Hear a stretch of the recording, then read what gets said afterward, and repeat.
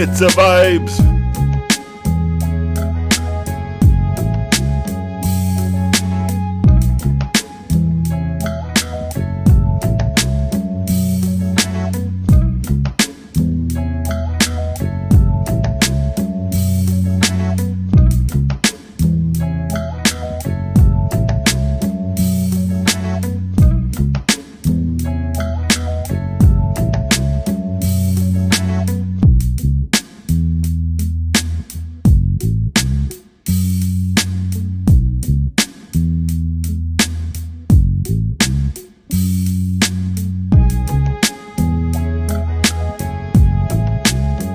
It's a vibes. Where say family? Big up, bless up yourself, large up yourself. Selah, Shalom in the building. Back at you once again. You know how we do. It's a vibes.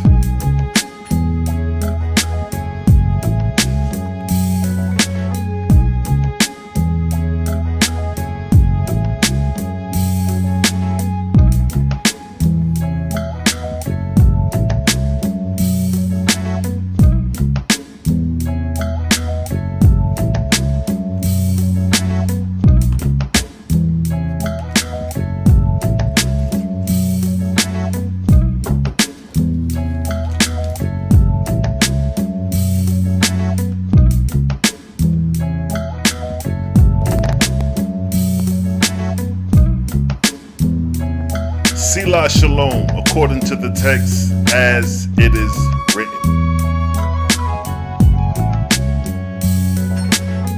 Vibe with me. Let's vibe. It's a vibes.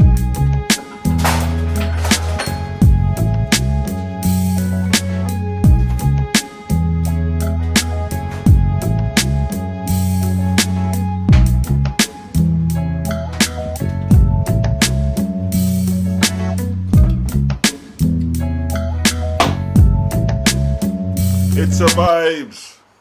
Where say family? It's your host Selah Shalom chiming in once again. Let me get acquainted. Make sure everything looking straight. Boom. Large up yourself. Large up yourself. Big up yourself. How y'all doing today? Just chiming in. Been a little busy. You know what I mean? Long day. I said, let me get on since I ain't been on in a couple days. Let me just show my face, show the fam I'm still here. I'm still around. Got no particular topic. Just decided to just get on. You know what I mean? Got some free time finally. Been going hard these last couple of days, you know what I mean? Filming, getting these orders out, brewing tea. You know what I mean? I wear many hats, like they say. I wear many hats. I wear a hat as a director. I wear a hat as a herbalist. You know what I mean? The one who makes the tea. Talks to people about what the tea do. I write scripts for actors. Yeah, I got a lot on the plate.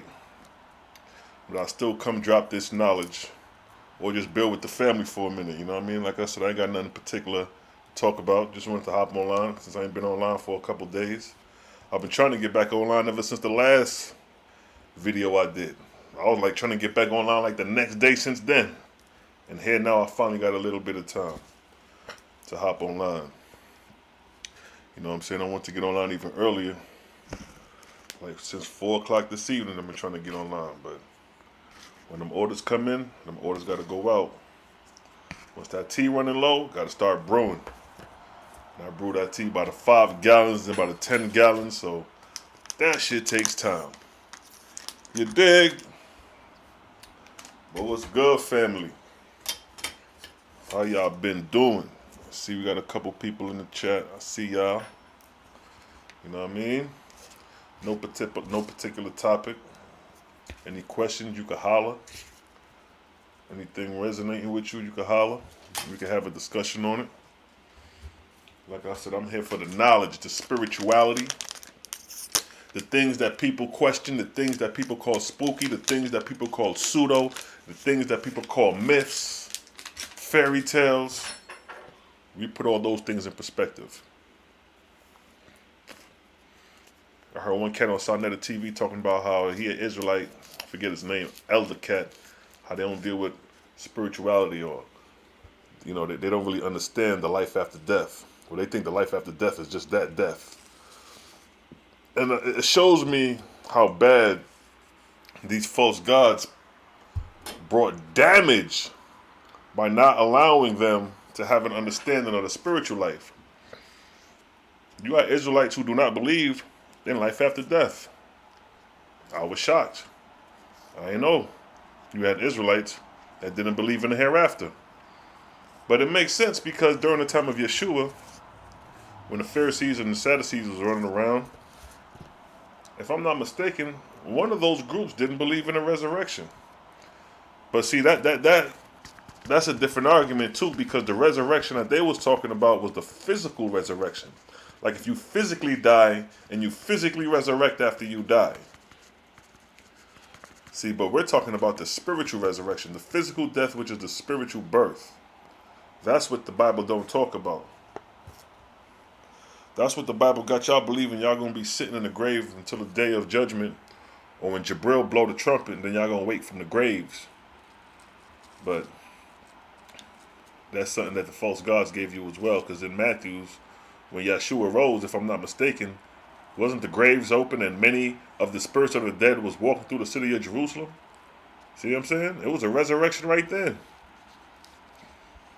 Although that's a vague explanation of a resurrection, and it doesn't really give you any detail about any of the people, or even just the whole mission, or what they resurrected, where they going, where they headed. You know, OAHSPE gives you so much to play with that it's like, all right, when you got so much to play with, you can question the things that the common person ain't gonna understand. The real, I see you. What's good? Ako. Ako? How you say that? Ako? Ako? What's that? Son of Jehovah? I see you, King. Yeah, a lot of people don't believe in the spiritual. They don't believe in spirituality. They don't believe that after life, after this life, there's life after this. They don't believe in the angels, or I think a lot of people get lost in the terminology sometimes. When you say like angel, they start thinking of a little baby with wings or something like that. You know what I mean? Or if angel is too religious, you could say ancestors. Now, when you say ancestors, that may be more of a little relative to, especially those who are trying to separate from the European concept of religion. So when you think of angel, you think of this European baby flying in the sky with wings. But when you think of ancestor, you think of your lineage, your kinfolk. When really and truly, all it is just describing a person who's crossed over, a person who has died, and they exist in what you want to call spirit, the afterlife, whatever name you want to put on it. But the existence of that individual after they shed this physical body is what we're dealing with overall. That's been the biggest question. Is there life after death? Ain't nobody come back from the unseen to prove it. But that's only a matter of opinion, because there's people who have documented talking to the spirits of the dead, writing down, describing what the spirits of the dead told them. They got books on it. They got audio tape from the 50s and the 60s talking about these things. Nabdeezy, I see you. What's good, King? Just here, you know what I mean, twisting up some of these herbal essence, building with the family for a hot second.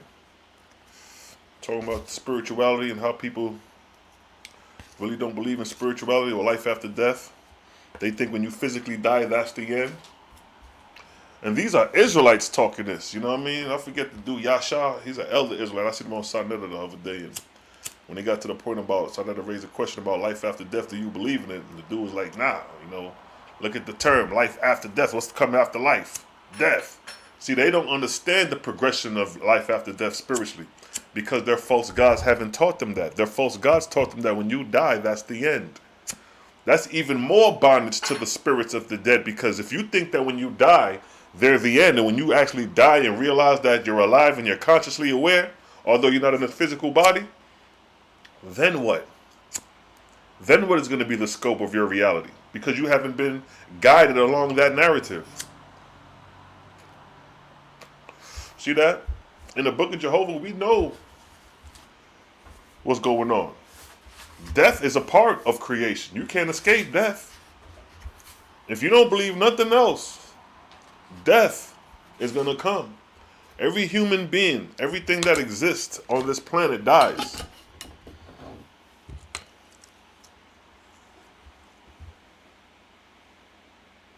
Oh, you was watching that video too? All right, yeah, exactly.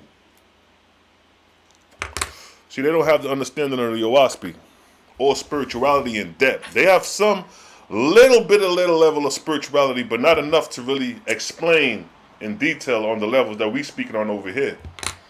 So if you ask Israelite, what's the purpose of death?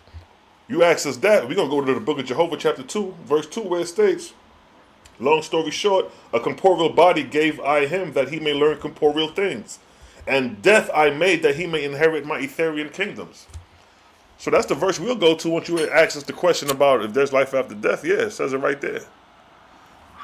That death was made so we shall inherit the Etherian kingdoms, because there's life after this life. There's life after this physical body. If the caterpillar can turn into a butterfly, the caterpillar to the butterfly is the symbol of the life, death, and resurrection. The caterpillar being the corporeal being grounded to the earth, the cocoon being the death, and the butterfly coming out the cocoon being the spiritual resurrection or the spiritual birth.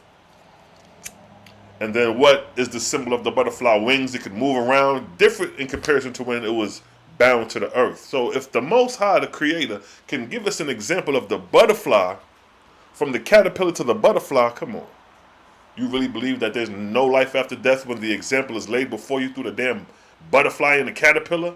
One of the most smallest creatures in creation? You got the sun, moon, and stars, but you got this little ass caterpillar that turns into a cocoon and turns into a butterfly, showing you the example of life, death, and resurrection, but you still deny the examples the Creator lays before you, demonstrated through nature. Huh? That's why these cats not tied into creation. They're not tied into nature. Nature shows you the examples. Nature, the sun and the rising of the sunrise and the sunset, and then the sun rising again. That's another example of the life, death, and resurrection. See that? Nature in creation shows you the examples of the progression of life, whether it be physically or spiritually. It's a continuation of life. See, your Bible doesn't give you that in detail. The King James Version, the Tanakh, it doesn't give you that. The Tanakh just gives you law, statutes, and commandments to govern your life according after they left after they left Egypt. That was the purpose of the Tanakh. That's like if you was to leave America right now as nomads, as migrants leaving out, and then we in the wilderness with no instructions. So a prophet comes, give us law, statutes, and commandments to have community and have a civil community. That's what the purpose of the laws was. It wasn't really to teach you anything spiritual about life after death. It was about the physical world at the time. It was about law, statutes, and commandment. Don't do this, don't do that. Don't do this, don't do that. Thou shalt not do this, thou shalt not do that. That's what the law, statutes, and commandments is about the Tanakh. That's why you're not going to have too many people talk about spirituality who read the Bible, because the Bible is not a spiritually based book. It's more of a document and records of a particular people, which is the Hebrews. And then when you go to the beginning, like the creation tales, those are supposed to be your somewhat spiritual aspects. But even that is just showing you how God is creating the world in 7 days. And I already told you that there's nowhere in the Bible where God said a day is 1,000 years. There's nowhere in the Bible where God said a day is 1,000 years. Now I know some people may be thinking, oh yeah, it is. And Paul or one of them New Testament cats, they said a day is likened unto 1,000 years, and a 1,000 years is likened unto the day. But the Most High, God didn't say that. That didn't come out of His mouth. That's like me saying a day is likened to 10,000 years, and 10,000 years is likened to a day. That's just me vaguely speaking, expressing my philosophy about a poem. That sounds more like a poem than a law or God putting the foot down saying, I said a day is 1,000 years. So the only time God said anything about days is in the creation story. That's when God said everything. Those first 7 days of creation, God said everything. And in those days, not once did he say a day is 1,000 years.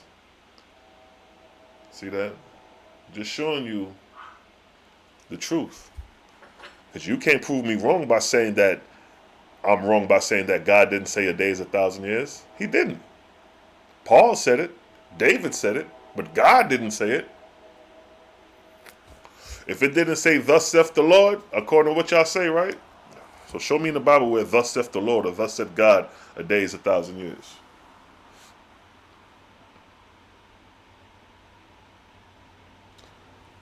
Yeah, I don't know if they're ready for the OAHSPE over there by Sarnetta and them. You know what I mean? They got a lot of politics going on. So it's like, to bring this level of spirituality to a time like when they so engulfed, engrossed in corporality and darkness and physical research and physical evidence and everything is physical, they're not going to too much grasp this concept. It'll have to be explained over time, and over time, like that ain't nothing that you're going to go over one night on the show and explain the whole book and expect them to understand. First, the whole timetables of prophecy got to be laid out before we can talk anything. If I got to explain this OAHSPE to somebody, I got to explain the timetables of prophecy first. I got to lay out the orbit of the solar system. I got to lay out how worlds are created, inhabited, and then dissipated. I got to lay out how during the inhabitable time of a planet is when Earth, is when people are created and born on the physical plane, and then when they cross over in spirit, birth into the atmosphere, and they got to raise into the atmospheric grades and then graduate from the atmosphere to etheria within a time period of 400, 600, according to the lesser psyche. See, all that got to be explained before we can even really start talking about the gods and the stories. So when you lay out everything, everything is laid out like a book. It's before you. You're seeing everything play out. So if we talk about God and we say Lord God, we're not talking about the same thing. We know that we're talking about two different entities. Haram, I see you. Peace, King.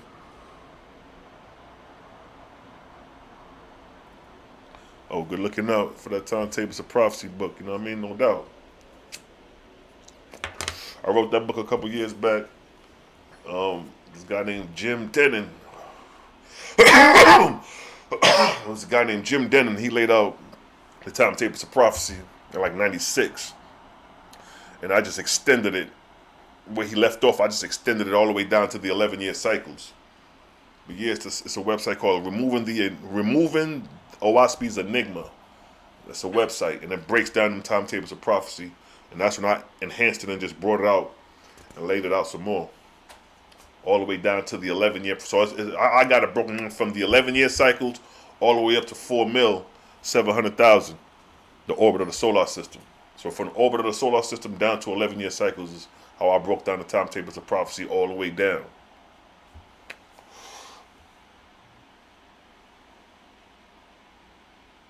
No doubt, they're so tied up in the physical that they deny the spiritual. And it's beautiful because the way OAHSPE lays out the spiritual. The way OAHSPE lays out the spiritual. Like, for example, in the book of Jehovah, chapter 4, the way it lays out the spiritual, it says, verse 3, "In all the universe have I made the unseen to rule over the seen. Let the formation of the clouds stand in view of men on earth, that they may bear witness to the manner of the unseen becoming seen." So OAHSPE talks about the unseen. The unseen in the OAHSPE is not a spook. It's not pseudoism. It's not fairy tale. The unseen is basically the gaseous state of existence. In existence, you have three states: the gas state, the liquid state, and the physical state.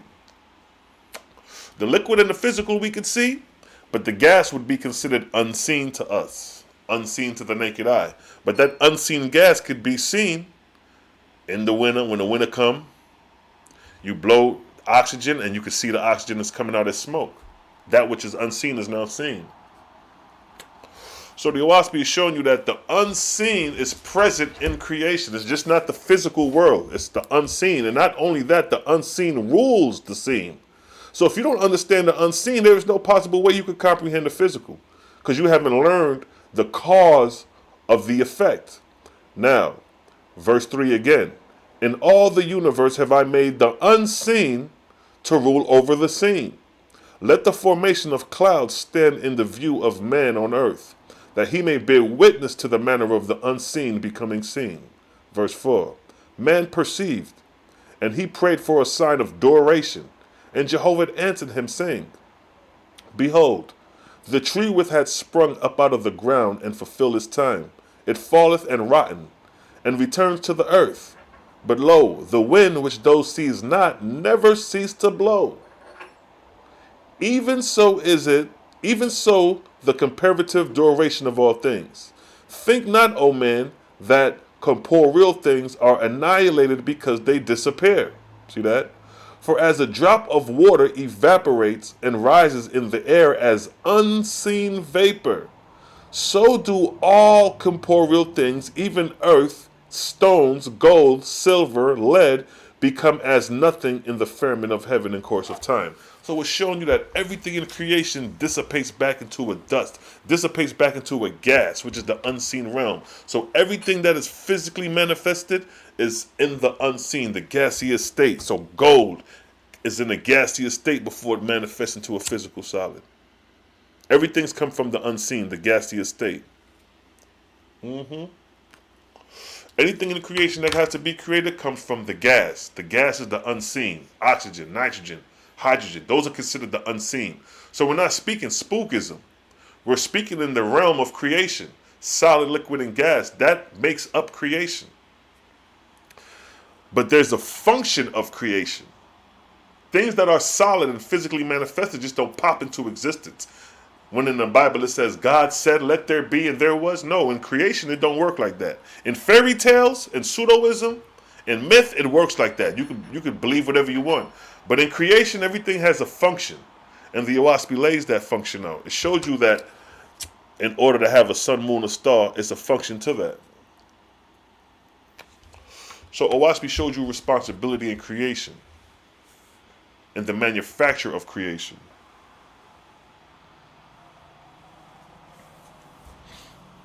So again, the unseen rules the seen. Verse 6. Things that man see created I with the beginning and end, but the unseen I made with endless duration. See that? He said the things that we see, everything that we see, whether it be in nature, in the atmosphere, in the cosmos, everything has a beginning and ending. But that which is unseen has an endless duration. What has an endless duration in creation? The gas, air. Air is endless duration. Air is forever present. Air ain't going nowhere. Air can be generated into a vortex or can dissipate and be in stillness, depending on how the creator want to generate creation. If you want to leave it dormant or you want to generate a vortex to start creation. But everything in creation starts from the unseen. The unseen being the vortex, the unseen force. When Jehovah gives that unseen a rotary, as is stated in the book of Jehovah, chapter 1, verse 1, all is, all shall ever be, that verse, motion was, being positive was called he and him. That's demonstrating the unseen in motion. So the unseen becoming a vortex is the unseen working to create the physical world or physical celestial bodies, whether it be sun, moon, and stars. It is the unseen, the vortexian current that is responsible for producing physical bodies.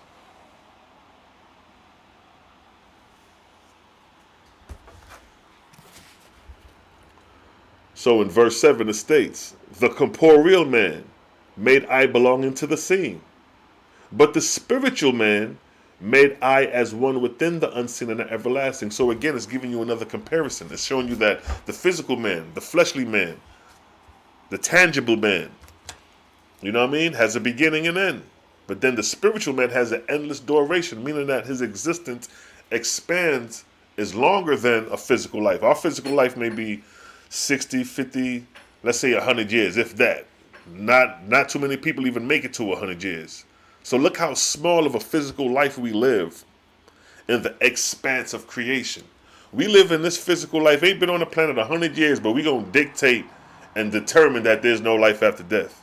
Who are we to say that there's no life after death and we only been in creation less than 100 years? When the sun, moon, and stars been running for thousands, millions of years. People have came and went on this planet hundreds of thousands of years. But you in denial of the unseen. Or you're in denial that there's life after death because ain't nobody came and nobody spoke to you from the spiritual side. Or the spirits of the dead ain't never spoke to you. So you were in denial because it didn't happen to you. But it happened to him over there or her over there. They spoke to her. But because it didn't happen to you, you in denial. So my point is that we ain't even 100 years in creation and trying to dictate creation. Fall back and learn from the Creator's creation. So the Creator is saying you that the corporeal man made I belonging to the seen, which is the physical world. But the spiritual man made I as one within the unseen and everlasting.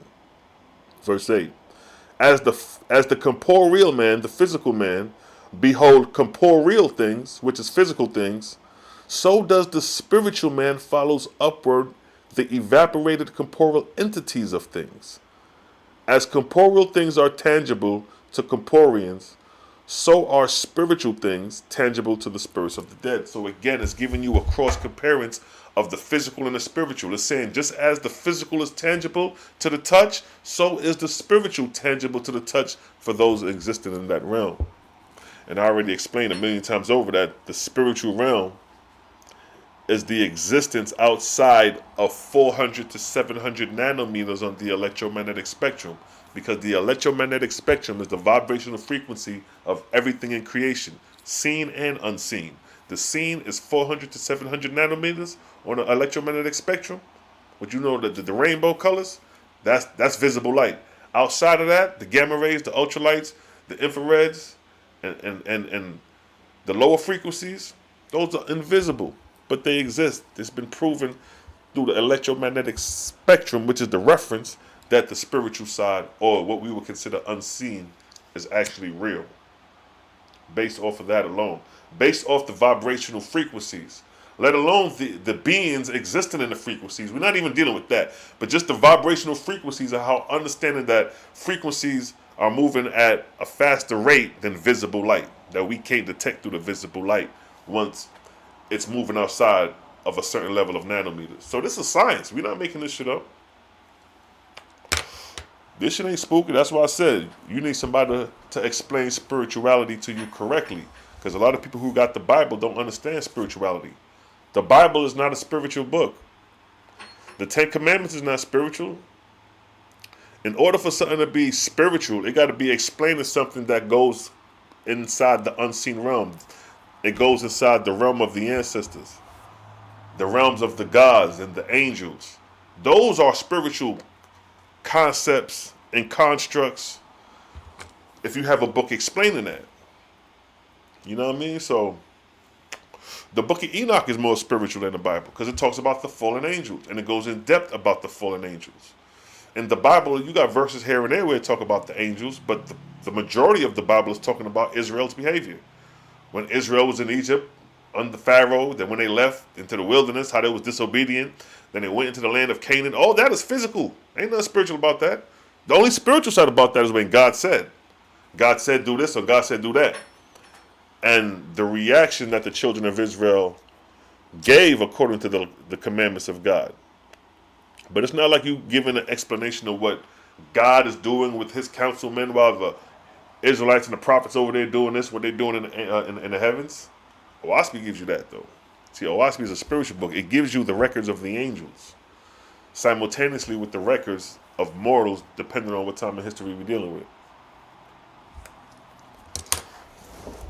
You dig? It's the vibes.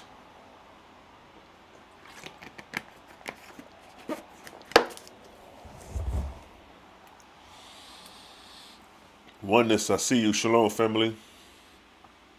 Giant humans, I like that. I see you. Hello, how you doing? Giant humans. Me and my man had to talk about that the other day, actually, talking about the giants and how, you know, the Smiths, was it the Smithsonians, how they, you know, covered up a lot of the evidence of the giants right here in North America. And not only were they giants, they had red and blonde hair. You see what I'm saying? So many races have passed through this planet. It's not even funny that we just look at the races we see today, just black, white, Mexican, Puerto Rican, Chinese, Asian. But there's so many variables within that came and went. You had whole nations that's been wiped out, completely decimated off the planet.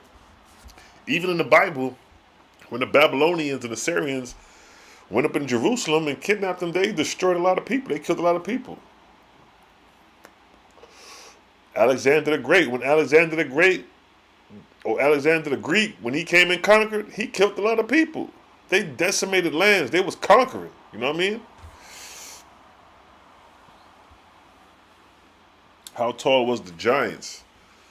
Shit, I seen you know, they got fossil, they got actual bones of giants. Some of them are real, some of them pseudo. You just got to be able to determine which is real and which is not. But some of these bones they done found. I seen one. They found like like a thigh bone or some shit, a femur, and those shit was bigger than the dude. Like the dude may have been like 5'8", 5'9", and the femur bone was bigger than him. So that told you that the size of the giant. He may have been damn near the size of a small little building or some shit, 2-story building or some shit.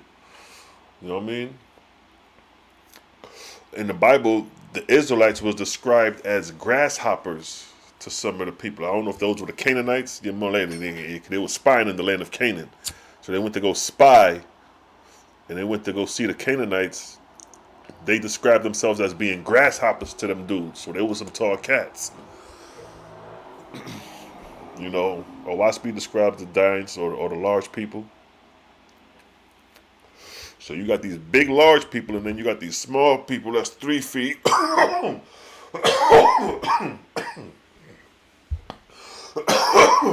Some good shit. So you got the giants, ranging anywhere from 7 to 10 to 13 feet. Look at Zarathustra. OAHSPE describes Zarathustra the size of 3 ordinary men. That's what it said. Ordinary men. So what is an ordinary man? Let's just say 5 feet. Let's just say 5 feet. So they say Zarathustra was the size of 3 ordinary men. So if that's just 5 feet, that's 15 feet. A 15 feet tall person. Zarathustra was a giant. But then you got the Ions, or the pygmies, the little people, and they know bigger than 3 to 4 feet. When you read the story of Zarathustra, Zarathustra had to go become initiated in the rites and ceremonies by the Ions, or the sacred little people. So just imagine this 15-foot giant among 3 to 4 feet little people. You see what I'm saying? This is some old ring of the fire type shit. Some old pre-Diluvian type sound of shit. A 15-foot giant among little 3, 4 foot people, and the 3 little 4 foot people are the chosen people. Those are the ones who know the mysteries of the Creator. Those are the ones who everybody getting the knowledge from. These little people. Yeah, OAHSPE have you rethinking everything. Like, God damn, okay. I wasn't told that part in the Bible. You see what I'm saying? Yeah, a lot of people who have dreams of angels, they always describe the angels as being very tall. A lot of people I know who came across angels in the dreams, they describe the angels as being tall. And I ain't talking about like you looking up a little. I'm talking about like tall, like them niggas like 10 feet tall type shit. You know what I mean? So that's interesting. And it makes sense because the spiritual world expands. As you grow out, it's expanding out and upward. So the heavenly realm, the expanse is wider than the earth. So, you know what I mean? It's interesting the shapes and forms the angels take on in the spiritual world. And not only that, they say angels could take on the form of anyone. A prophet, a loved one, a mother, a father, So you could be deceived by angels who could take on the semblance of a loved one and pretend that they're their loved one. So a person, your great-great-grandmother who passed away, come to you in spirit and you thinking it's your grandmother, and it's a damn deceiving ass spirit. See, OAHSPE lets you even know those things to be mindful of. So just because your grandmother come to you in spirit don't mean that's your grandmother. Because normally you get a dream of your grandmother, oh, I seen grandma in spirit, she told me this. She told me to go kill uncle such and such because he did this. But grandma said it. You know what I mean? But that message wasn't grandma's message. That message was from a deceiving spirit. Just to show you the levels that the OAHSPE is trying to put you on spiritually, up on game, how these angels are very deceptive. You know what I mean? Just because it's an angel don't mean he's righteous. Just because an angel come to you in his glorious garment, in his glorious light, don't mean that that's the angel of the Creator. That could be a deceiving angel. OAHSPE showed you that. Matter of fact, in the story of Abraham, it touches on that. Let me see if I could find that verse where it talks about Abraham, when a false angel tried to get Abraham to sacrifice Isaac. Yeah, a lot of people think that God told Abraham to sacrifice Isaac, not knowing that was a fallen angel. It gets deep. And what did Satan say? He will deceive as many as the grains of the sand or something like that. Meaning basically he's going to deceive many. So you got to be mindful of what you're reading. And just because it says God doesn't mean that you just go with it. If that shit ain't what you've been taught as the law, and it say God, then you got to question that God. Then God say test the spirit. He ain't say believe every spirit. He said test the motherfucker. Test the spirit to see if it's of God. Of God. So it may be a spirit that came to you of God that may not be of God. But you scared to test the spirit because you've been taught to just believe. See the difference? OAHSPE teaches you to think. Over here, we ain't believing shit without questioning the joint first. But before, I used to just believe. I just believe everything about whatever the Bible said. I just believed it because it said God said, not knowing that there's many gods and many lords. So here, in the first book of God, chapter 10, it states, Abraham, this is the story of Abraham in the OAHSPE. It's in the first book of God, chapter 10, it states, Abraham said, this testimony declare I unto you, whereof witness are of your own brethren, that even the chosen of God can be deceived by evil angels. See that? It said even the chosen of God can be deceived by evil angels. So don't think just because you the chosen, you got this particular pass over everybody. No, you could still be deceived just like Esau could be deceived, just like the other nations that y'all like to say can be deceived. You could be deceived just like them. And Abraham says, this testimony declare unto you, whereof witness are of your own brethren, that even the chosen of God can be deceived by evil angels. For they can take any name in any form, specifically the form. See, it's certain advantages that come with the spiritual world. And one of those advantages is that you may be an angel that can take on any form. You could take on the semblance of whoever you want to take on. So it states here that, for they can take any name, confessing a name is easy, but any form, that's a whole nother level. To transform and be somebody else, and to stand there and bear witness of an angel transforming into different people before your eyes, that's next level shit. But Abraham is basically telling you that these angels can do this. So it states, for they can take any name and form, and having no fear of God before them, declare falsehood for truth and darkness for light. So when this fallen angel comes to you, and you ain't questioning this angel, you just believe in what this angel or this God, and then you taking this falsehood that this angel is giving you for truth. And you taking this darkness that this angel is giving you for light. See, OAHSPE showed you the variables. So you just don't run out here just believing shit. Question this shit. Or you God? Nigga, prove you God. See, we just not accepting that you God. You come and say God, we just not bowing down and giving you the glory. You got to prove yourself. Just like in martial arts. If you the master martial artist, you got to fight the student. You got to fight the master and prove who you are. And then once you prove who you are, people be like, yo, that's a bad motherfucker right there. He ain't the one to be fucked with. It's the same rules in the spiritual world with this concept of God and gods, Elohims, or differentiating these entities, these deities.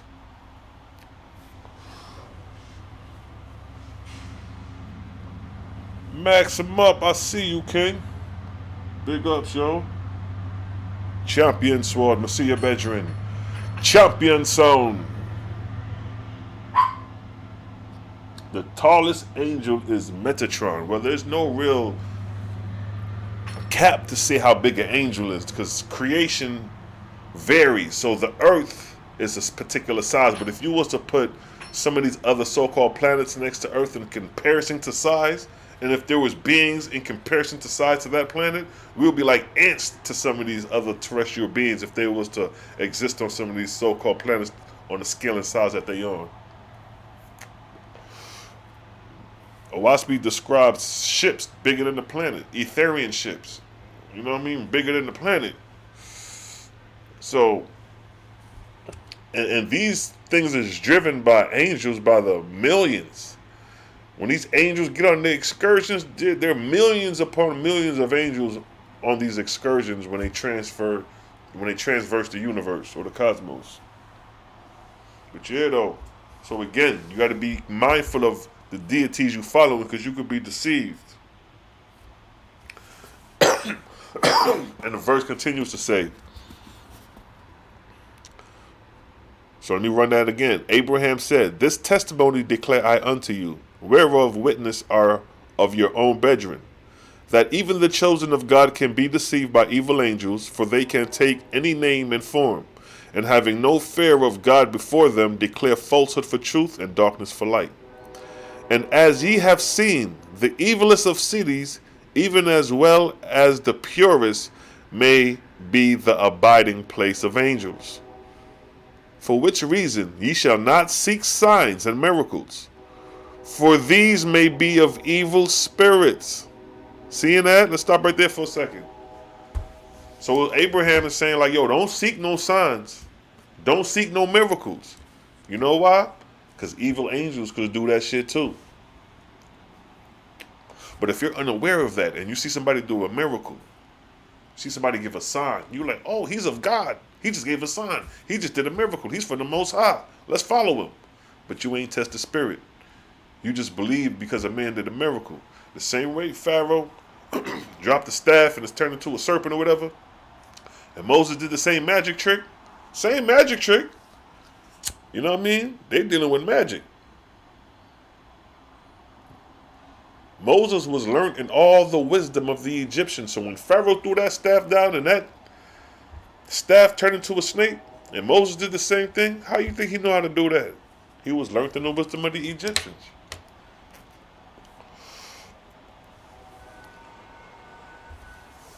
So again, it's saying, for which reason ye shall not seek signs and miracles, for these may be of evil spirits, even to the showing of their bodies, and of conversing learnedly.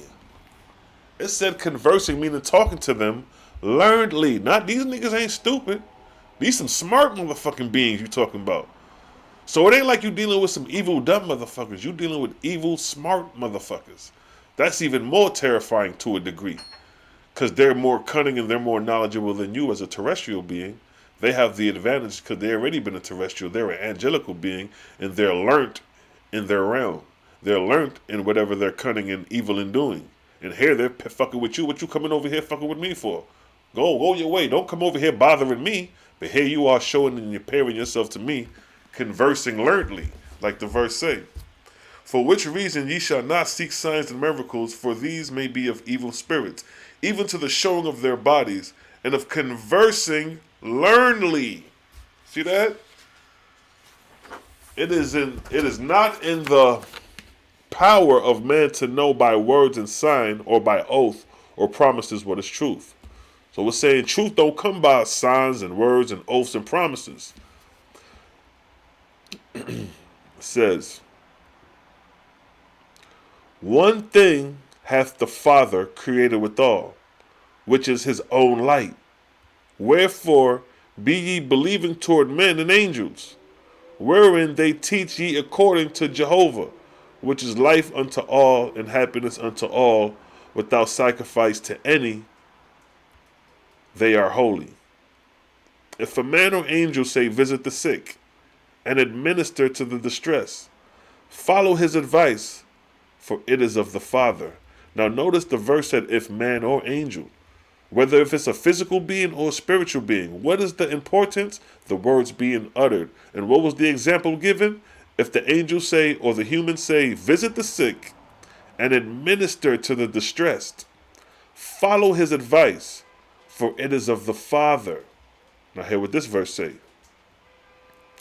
But if man or angel say, do thou thus, and thou shalt have profit or glory or applause, obey him not, for he advised for thyself and not for the brotherhood, or not for the brotherhood of men.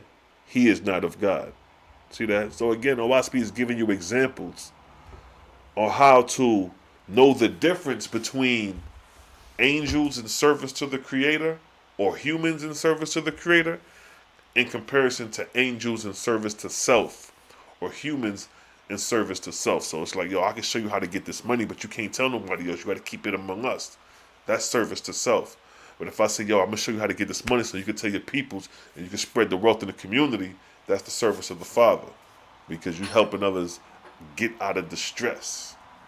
See, OAHSPE gives you these examples as well, you know what I mean? It gives you these examples, fam. Yeah, the book is definitely heavy. It's a lot to digest. It ain't a book you're gonna read overnight and catch everything. That's why I come online. That's why I dedicate this page to the OAHSPE, because it's so much information. It's so thick. It's so voluminous. And ain't too many people out there really bringing it. You know what I mean? Don't get me wrong. There's other people who out there bringing information from the OAHSPE, but in comparison to the Bible and the Quran, we don't even measure up. You know what I'm saying? If the OAHSPE was known like the Bible and the Quran, it'll be a whole different playing ground out here.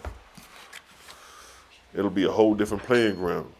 People will reconsider a lot of things.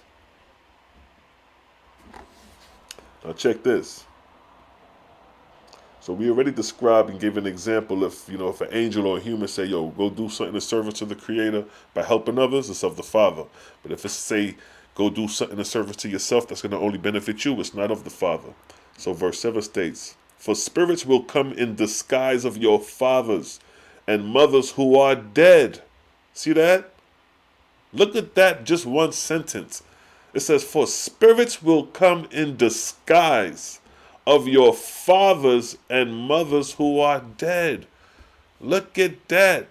And who ain't going to believe that if they see their father or mother who done crossed over in spirit, and they say such and such, it is me. You ain't going to believe that shit, yo. You going to believe that that's mommy or daddy, hook, line, and sinker. Because ain't nobody told you this shit. So you don't know no better.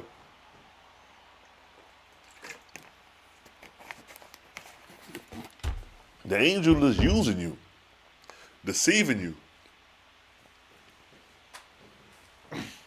So when you get shit like this from the OAHSPE, breaking this level of information down, it'll make you better prepared to deal with situations like this when they occur, if they ever occur. Or just to have consciousness about these informations or awareness about these things. So again, it states, for spirits will come in disguise of your fathers and mothers who are dead, professing love and profit to you. Believe them not, except they teach you to sacrifice self for the good of others. See that? So if they're talking about profiting for yourself, believe them not, except they teach you to sacrifice self for the good of others. Then you believe them, whether if it's your mother or father or not, or if it's whoever. So it's just showing you the value of what's being said is of importance. Not if it's your mother, your brother, whoever it is. It's what's being uttered. Is this coming from the Creator, or is this coming from self? The wicked in heart, having profited in herbs, in herds, and in gold, and in silver, say, Behold, God hath blessed me. But I say unto you, they are cursed, and are not of God. Hath he gathered you together because ye were rich? Ye were slaves and in poverty, sick and in bondage, and he came and delivered you. Be ye like unto him, and he will abide with you. If a man come saying, Behold, this is my coat, give, it is me. Thou shalt say, Prove thyself as to who thou art. But if a man come to thee saying, Thy herd hath gone astray, thou shalt not say to him, Prove thyself as to who thou art, but go thou and see after thy herd. If a spirit say, Behold, I am thy father, say to him, It is well. What wouldst thou? And when he answered thee, consider if his words be of God, and if his words be not of God, which are for the glory of the Creator. Thou shalt challenge him to prove himself. See that? So God's saying, like the Creator saying, like, I don't care if it's your mother, your father. If they come to you in spirit, tell them to prove themselves. Tell them to prove that they're in service of me, the Creator. Or they're going to prove that they're in service to another false deity. As God is captain of heaven of the earth unto all righteous souls, so is there a Satan who is captain over all evil spirits. See that? And inasmuch as the king's people have not faith in the Father, their souls fall a prey to Satan and his hosts. See that? So those who are not in favor of the Creator, of those whose souls are bound to the false gods, you are victim to Satan and his adversaries. Let not any man flatter himself, saying, Behold, I have joined the faithists, or Israelites. My soul shall escape hell.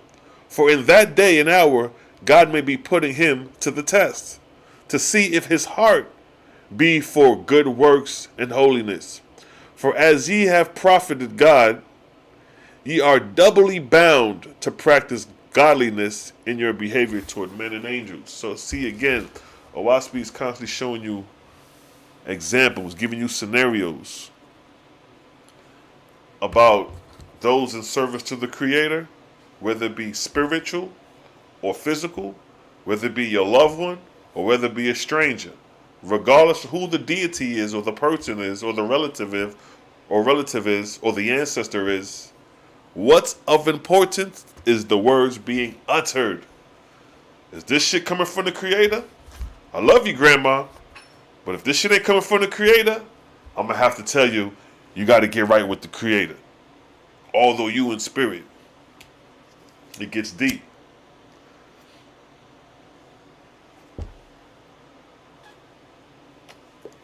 You dig?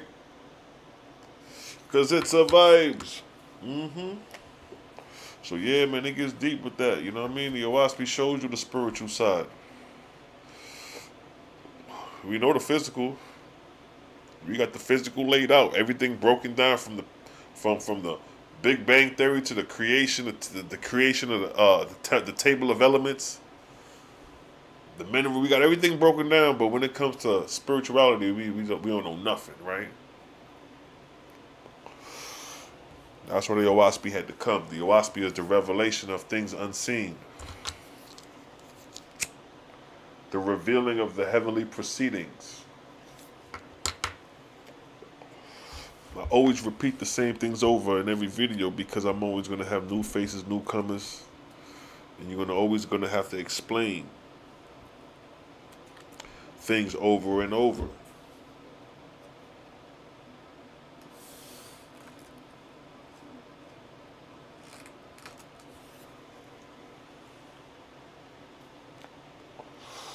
Big up to the family.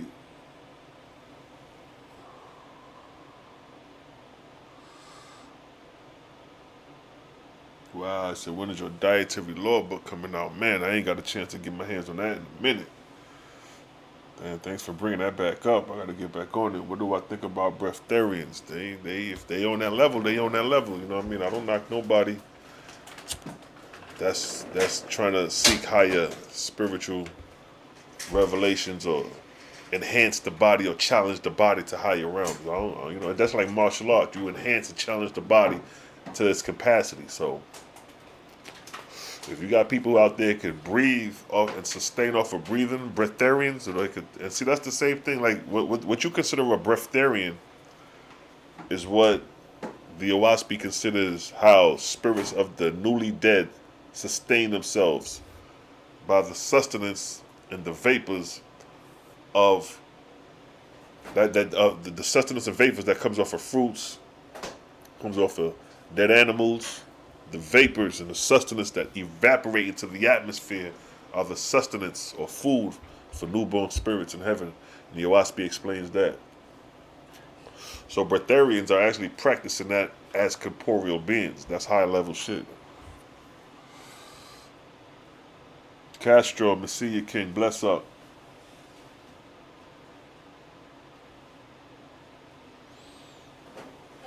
Yeah. See, like the breatharians, like in the book of Sustenance, chapter 3, it talks about atmospheric food.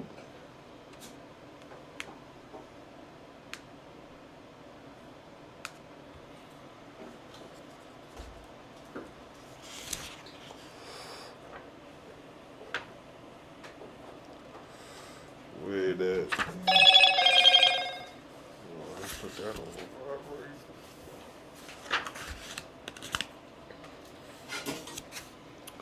Yeah, we're going to talk about that verse right quick. We talk about atmospheric foods.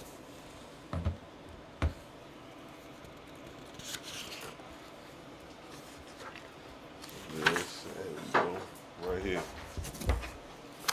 So in the book of Sustenance, Son of Jehovah, chapter 3, verse 27, it states, Jehovah said, from the trees, fruits, and flowers, and grains, and seeds, and roots that grow in the ground, have I created a ceaseless harvest going upward into the atmosphere, which shall be sustenance of the spirits of men newborn in heaven.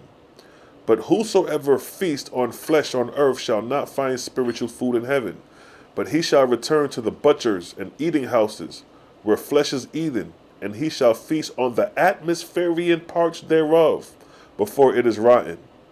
See that?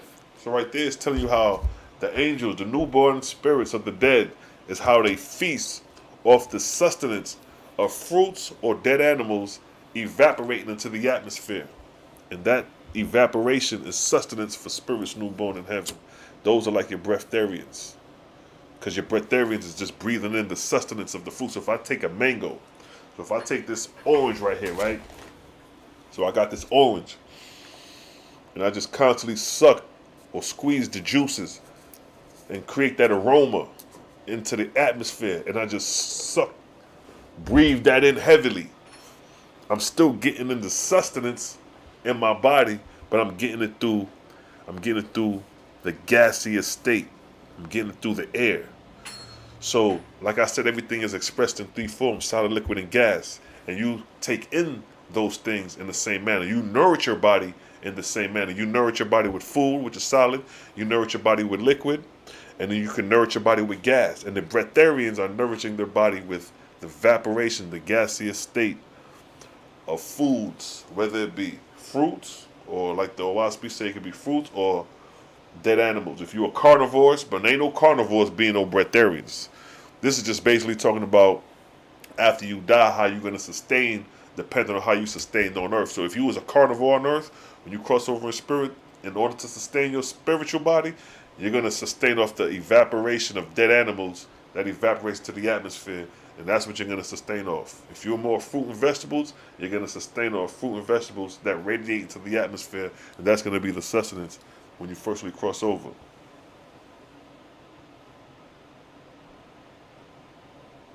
Right, he breathed on his disciples. Right, so the Bible gives you little glimpses and little vague explanations, or statements, I should say, not even explanations, but vague statements He breathed on them the Holy Spirit, right?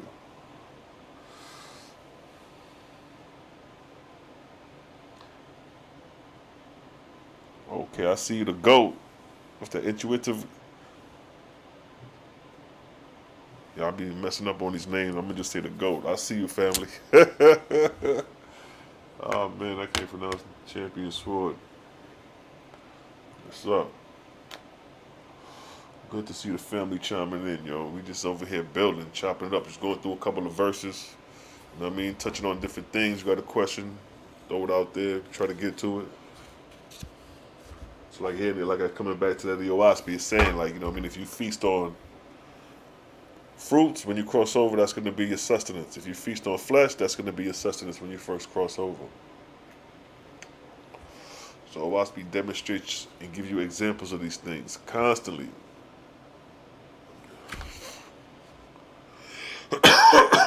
Constantly giving you examples of the spirituality,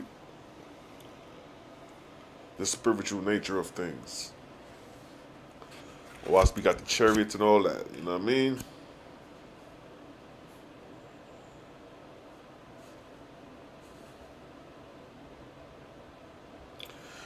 And archangels, you know, you hear the Bible talk about archangels. Archangels are angels that are stationed at the arc cycles. They come at the beginning of every 3,000 years. They rarely come, you know what I mean? They only come at the beginning of every 3,000 years, so it's not too much you're going to know about archangels. You hear vaguely about archangels in the Bible. We're talking about the archangel Michael, Jabril, and a couple others. But doesn't give you no real detail of what is an archangel. You know what I mean? It just tells you the title and the name. But what is an arch, or what is that? You know, we know what an angel is, but what does the arch got to do with it? See what I'm saying? And in the OAHSPE, it gives you a little example of an archangel.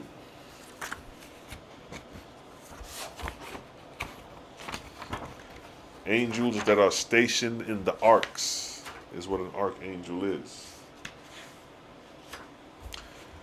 And the arcs are 3,000 year periods.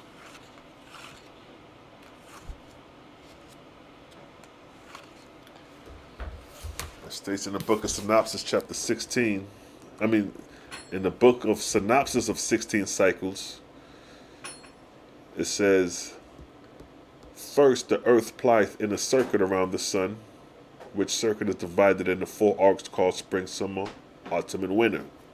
Second, the sun with his family plieth in a large circuit, which is divided into 1,600 arcs, and the distance of which arc is about 3,000 years. See that? So an arc is 3,000 years, or one cycle. So what takes place during an arc? During an arc cycle, or during a cycle, the earth and her heavens fall in the Etherian regions of hundreds of Etherian worlds, where dwell Jehovah's high-raised angels, whose chief have to do with the management of worlds. So there you have it. An archangel, during the time that the earth is traveling through an arc cycle, the angels have to deal with the management of worlds. And it says, during the time of a cycle, the earth is therefore under the control and management of such of Jehovah's angels for the resurrection of men on the earth. So that's what they're here for, to help us resurrect. Resurrect where? Into the grades. To raise our grades from low to high. From 1 to 99. At the time of creation, at the time of the creation of man, the earth was traveling in the Ark of Wan, where dwelt thousands of Orion chiefs with thousands of millions of high-raised angels. So again, it's talking about the arc cycles. Let me see if I got an example of the arc cycles. Boom. These are the arc cycles. The 3,000 year periods.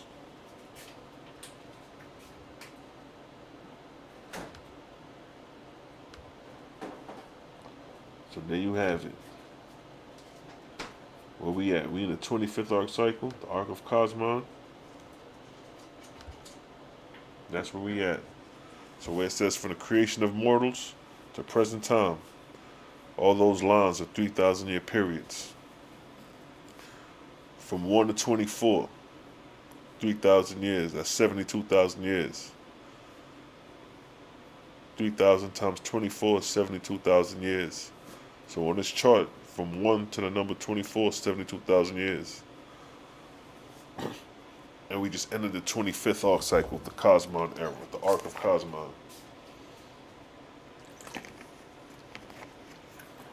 That's where they say the new age and all that. When people like, yo, the new age, they talking about this new age stuff, everybody talking about the new age, the new world order.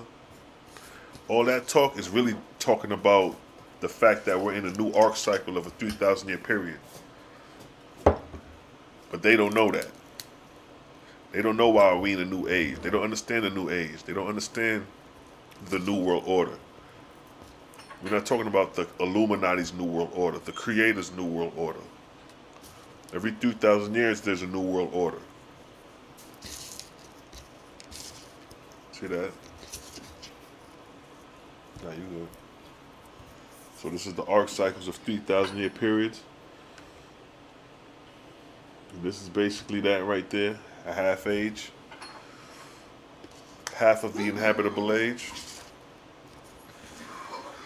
So we got another 72,000 years before man become extinct to the planet, where we become basically extinct. Just like the animals that become extinct to the planet. Man shall become extinct. And we're at the halfway mark of that point. So like for here, boom, that's the inhabitable age of man. See, all this is the timetables of prophecy right here. All this is the timetables of prophecy. See, we deal with science over here. We ain't dealing with make-believe and all that. We got to break down a concept, a theory, a hypothesis. We got a better one than any one of them. We got a better one than the Kemetic family. We got a better one than the Hebrew Israelite doctrine. We got a better one than the Christian doctrine. OAHSPE gives you more in depth. So here's the inhabitable age from the creation of man at 99 Gadol degrees. A Gadol degrees is 24,000 years. They talk about the equinox, 24,000-year period. So you got the Gadol degrees, 99 to 94. So you got the creation of mortals, the inhabitable time, and then the extinction of mortals. See, OAHSPE lays this shit out. Ain't no chosen nothing. It's just the science of creation, the science of man, period. The science of man, woman, period. From man's creation to man's extinction. The same way when you was born into this world and you inhabit it and then you're going to die and become extinct, or your death is like your extinction. It's the same thing with the whole race of man. Man at this point is just at the inhabitable time on the earth. There's going to come a time where man is going to become extinct. And then he's going to be recreated again. You see that? That's the essence of how creation is ran in the OAHSPE. Breaking it down like the 4 seasons. So those both the ages right there. So from 1 to 24, 25, and then you got another 72. So it's 48 arc cycles. So just like that first 1 to 24 arc cycles give you that 72, it's 48 arc cycles in the inhabitable age. See that? In the arc cycle, like I said, those lines are 3,000-year periods. So that's your time chart. That's your timeline. That's why it's a timetable. It's broken down in timelines of history. When we look at this arc cycle, the 23rd arc cycle. What is the 23rd arc cycle? That's the time of the pyramids. I mean, that's what time that is. The time of the Exodus, bam, 24th arc cycle. That's the time of the Exodus, the 24th arc cycle. But this is just half of the inhabitable age. That's just half of the inhabitable age. See that? That's just half of that. See, the time of Moses was that 23rd arc cycle, but we half of that.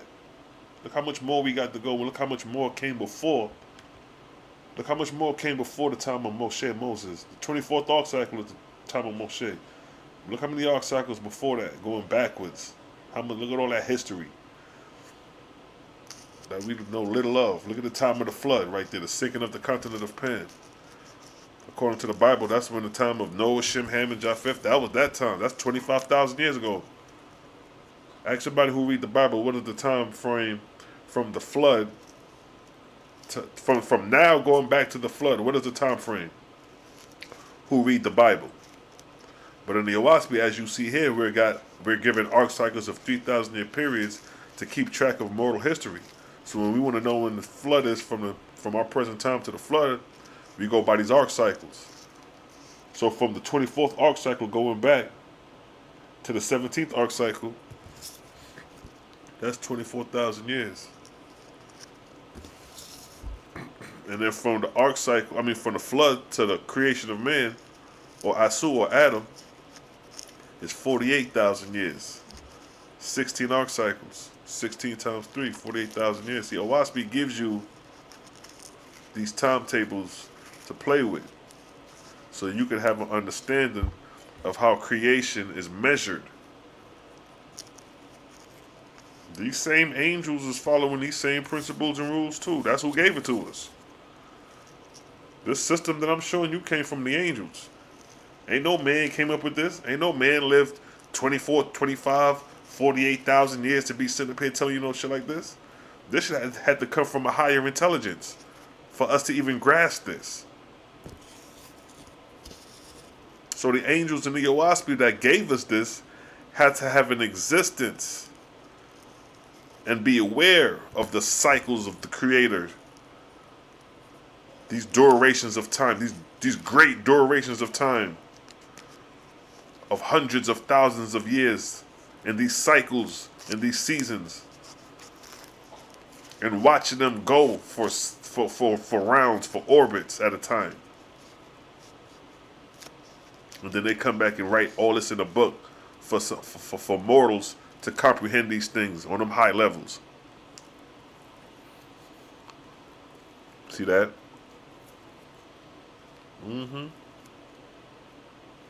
That's why the OAHSPE cold-blooded, Joe. Then it gives you the breakdowns of the arc cycles. Within the arc cycle, within the 3,000 year periods. Now this is the time of the gods. What I mean when I say the time of the gods, meaning an arc cycle is broken down into subcycles, and these subcycles got to do with the rulership of the gods. For each god reigns for 400 years, and then another god succeeds him. But the purpose of God and his reign is to resurrect mortals and angels during his lifetime, or during his 400-year reign in office. So while his 400-year reign in office, his whole purpose is to get as many angels and mortals to the highest grade while he's in office. So if he's in office and he get angels to get to grade 88, and then he may get mortals to get to a grade 55. You know what I mean? And then at the ending of his term, those that are going to graduate into the Etherian realms with God at the harvest time, and his brides and bridegrooms, the brides and bridegrooms are the collective body of angels that resurrected under the reign of God, under the watch of God during his reign.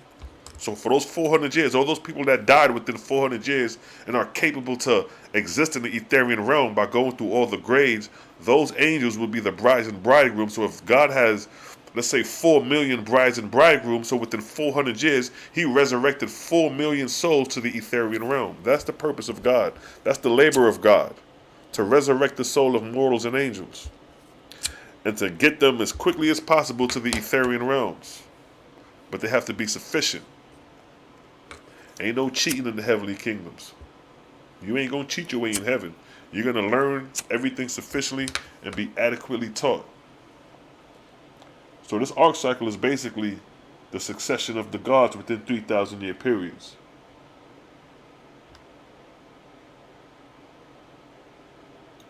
That's what that is. And the way you, like I explained earlier, the way you progress or resurrect is based off the grades. These are the grades from grade 150 to 99. The service done in the others is how you're graded. So the more things you do for yourself, if you're selfish, you're going to have a low grade. The more you do for others, your grade will be higher. So that's how you're going to factor in your grade. So 50-50, a grade 50 meaning if you do things 50% for yourself and 50% for others, you're grade 50.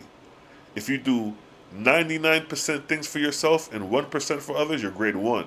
If you do 99% for others and 1% for yourself, you're grade 99. That's how you're graded in the heavenly kingdom. So as you live every day, you can judge yourself. Have you done something for others today, or have you done something for yourself today? And you're judged daily. You can actually keep a track of your own spiritual grade daily up until your death, and you can determine within your daily activities from when you die, from now until when you die, what your spiritual grade would be if you was to keep a report of your daily activity. Did you help someone today, or did you not? So your OAHSPE is making you responsible for your own actions. You're not waiting on the Jesus Christ. You're not waiting on the Yeshua. You're responsible based off the grades and rates. That's how you're going to ascend. That's how it's broken down. Earth, the first heaven, the second heaven, the third heaven. Or the first atmospheric region, the second atmospheric region, and the third atmospheric region. You got to progress and graduate through those spiritual realms before you can get to what? Etheria. Because you remember what I read earlier? A corporeal body I gave, that man may learn corporeal things. But death I made, that man may inherit my Etherian worlds. So the purpose of our mission after death is to inherit the Etherian worlds by progressing from the earth realm to the first, second, and third resurrection. By doing the grades. Through the grades is how we going to resurrect. That's how you resurrect. Through the grades, the service done unto others. The more you serve others in righteousness and lift them up, is how you will be lifted up in grade.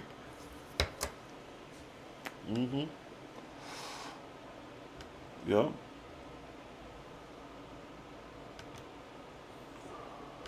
And then you got the title and ranks of angels: God, Lord, humans. See, it's a ranking system to this. Oh, these are just illustrations just to break down and demonstrate through illustrations how these things operate.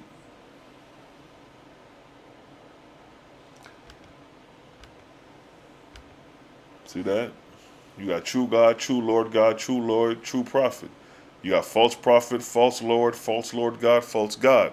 That's how the heavenly systems are arranged when a false God decides to separate. He sets up his system and mimic his system just like true God. True God is in service to the Creator, while false God is in service to self. So OAHSPE shows you that.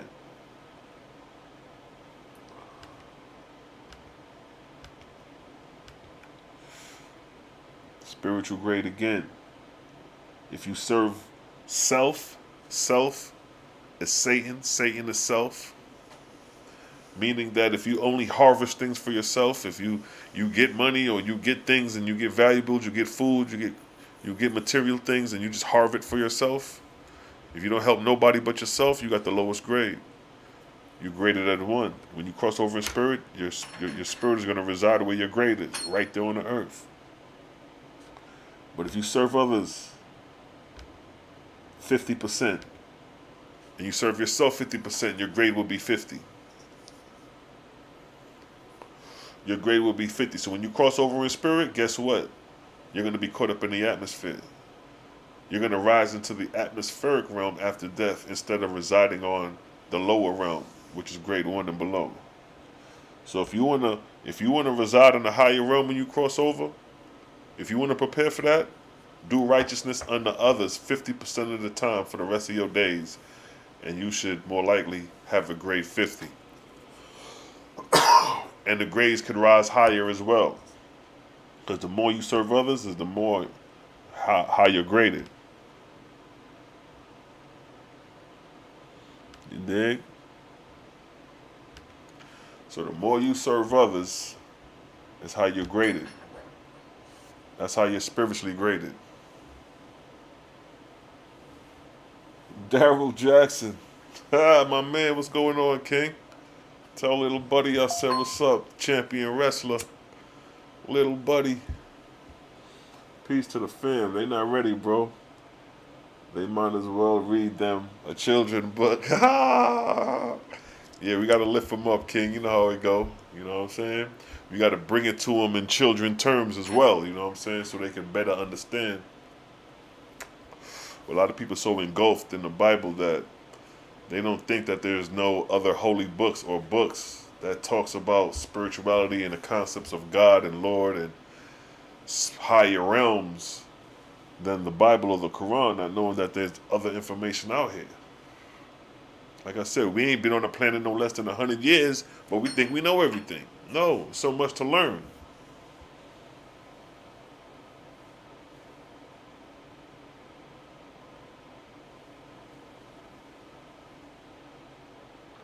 Marley Dubs, I see you. Peace and blessings.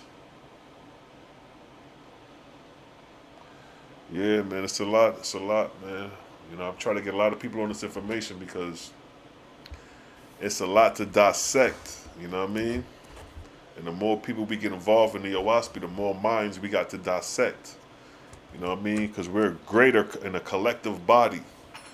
This ain't about me. It's about us. I've always been a team player. It's never been about me. Everything I do is not about me. Even in the show I produce, the show not about me, it's about the people. I say, yo, this is a platform for y'all to shine. You know, Tyler Perry can see you on my show and take you and blow you up, and I'm still there. You see what I'm saying? So it's a platform for the people. The OAHSPE is for the people. I give this knowledge for the people. This is for you. And I'm learning as I go, too. As much as I know it, I still be learning as I go. Because you're always going to learn new things. Ain't nothing new.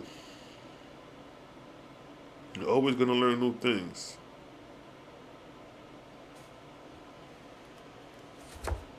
Mm-hmm.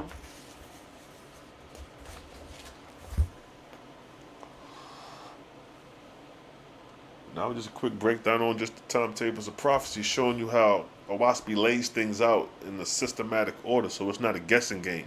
It's not like the 7 days of creation, or, you know what I mean? In the Bible it talks about the earth and the heavens was created in 6 days. OAHSPE don't give us that.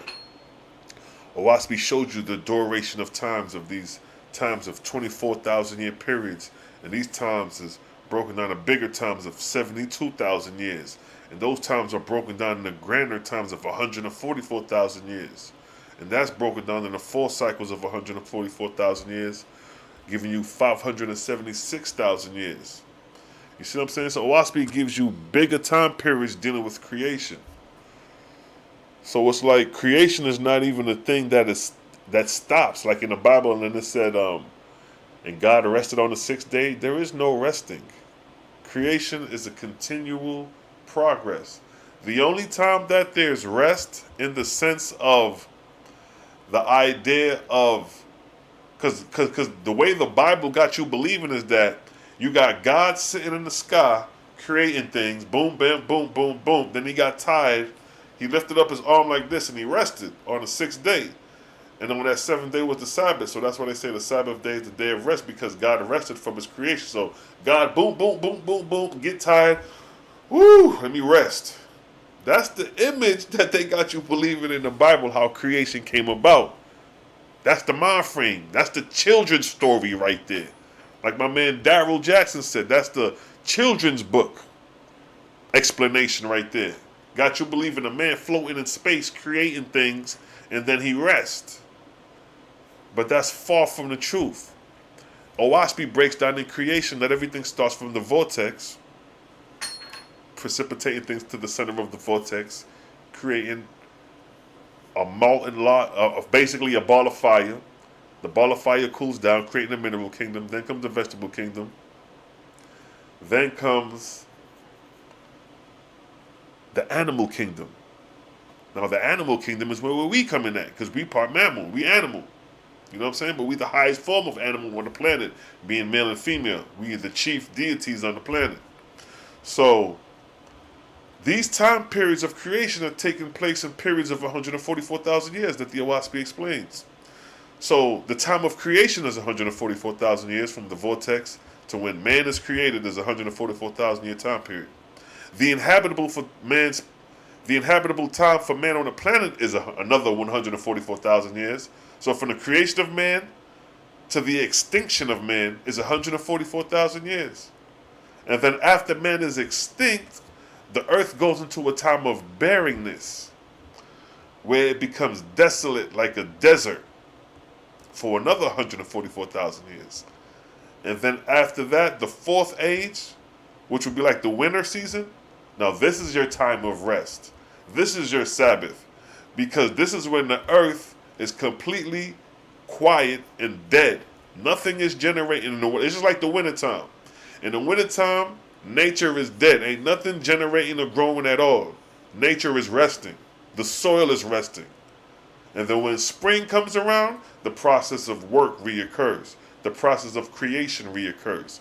The new product of fruit occurs. The mango trees producing new mango trees this year in comparison to last year. But that mango tree had to go through a period of barrenness. It had to go through a period of death or rest. That winter period. Or that time where it's not generating. And then the season comes back around. Just to give you an example of how OAHSPE breaks down creation and cycles. But these time periods are 144,000 year time periods.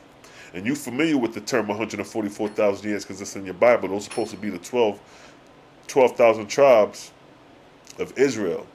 But in the OAHSPE, it gives you another breakdown dealing with the cosmological aspect that the 144,000 years is the inhabitable time, or the four ages of the earth. The time of creation, the time of inhabitation, the time of barrenness, and the time of rest and dissipation. And then the process starts over again.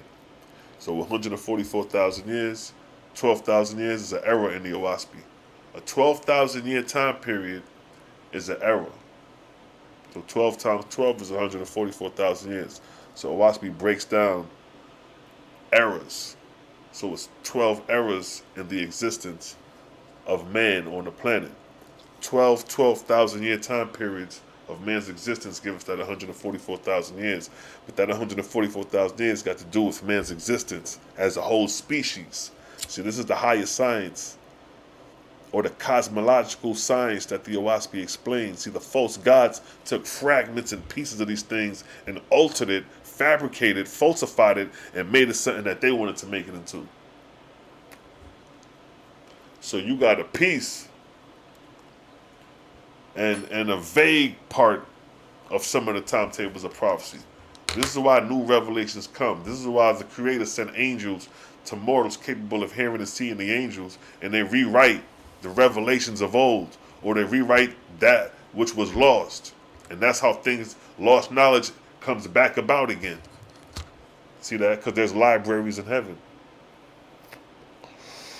The same way we got libraries on earth, and if you want to go check the histories of earth, go to the libraries and go look what took place in the 15th century, or books that took place in the 17th, 18th century, we could go to the libraries and recoup that information. Same thing with the angels.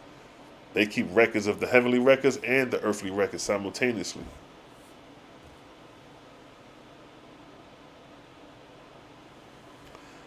And OAHSPE, yeah.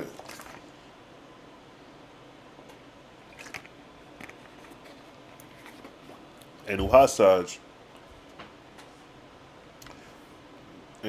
was the false god that rose during the 23rd arc cycle. Let me get it right there. The 23rd arc cycle that you see right there,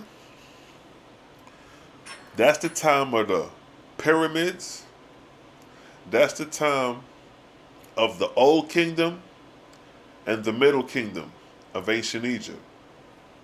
That's the time of Sumer. That's the time of Sumeria. 4th millennium BC to 15th century BC. Or to put it in layman terms, 4000 BC to 1556 BC is the length of the 23rd arc cycle. And within that time period is when a fallen angel by the name of OAHSPE rose up and declared himself the creator in the image of man. That's when the idea of the creator in the image of man stemmed from during this time period, 6,000 years ago. And it was this fallen angel by the name of Anu-Hasaj who styled himself Dies. He's the one responsible for creating the creation stories of ancient Egypt, ancient Sumer. And from those creation stories, when Moses came on, when the Israelites came on the scene, they borrowed those creation stories from this false god when they went into captivity in Babylon, because the creation stories were still relevant at the time. 7th, 8th century, 5th century BC. So in Daniel 1, chapter 1, verse 4, when it talks about the Israelites had to learn the Babylonian tongue, what they learned was this creation story that stemmed from this false god of antiquity. And it was this false god of antiquity that the Israelites incorporated in the Tanakh during the time of Ezra as the Elohims. See, Ezra gave the title but didn't give the names of the gods. Elohims are just titles, gods. That's like saying kings. But each king has a name.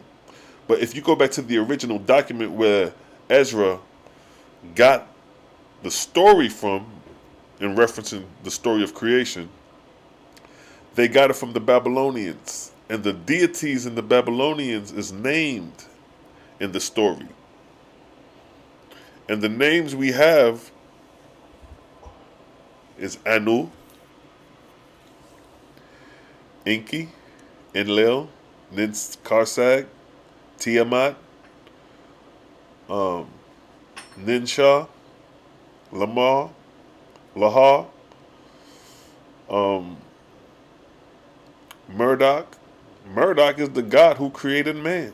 If you look at tablet 6 in the Amunah Elish, when God created man on the 6th day, that was Murdoch in the original text. The Israelites just modified it and said Elohim. They took away the names of the gods and just left the titles. But when you go back to the source, bam, there you have it. So Anu-Hasaj is responsible for the 7-day creation story.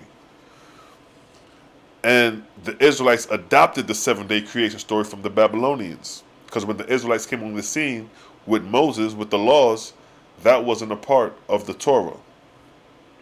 The Torah is just law, statutes, and commandments, not a creation story.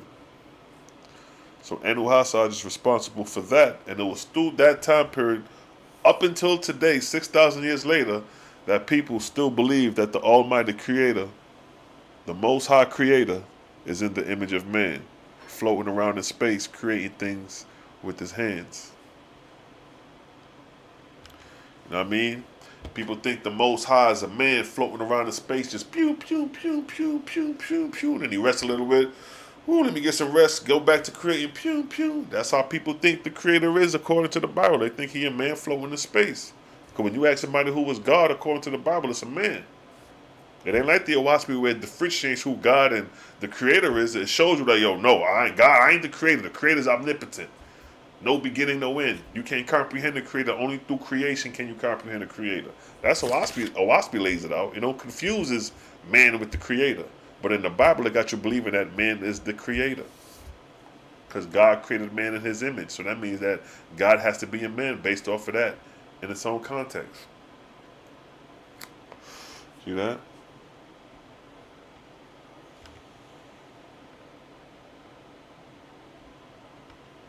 So that's the talk on Anu-Hasaj. You dig? Mm-hmm.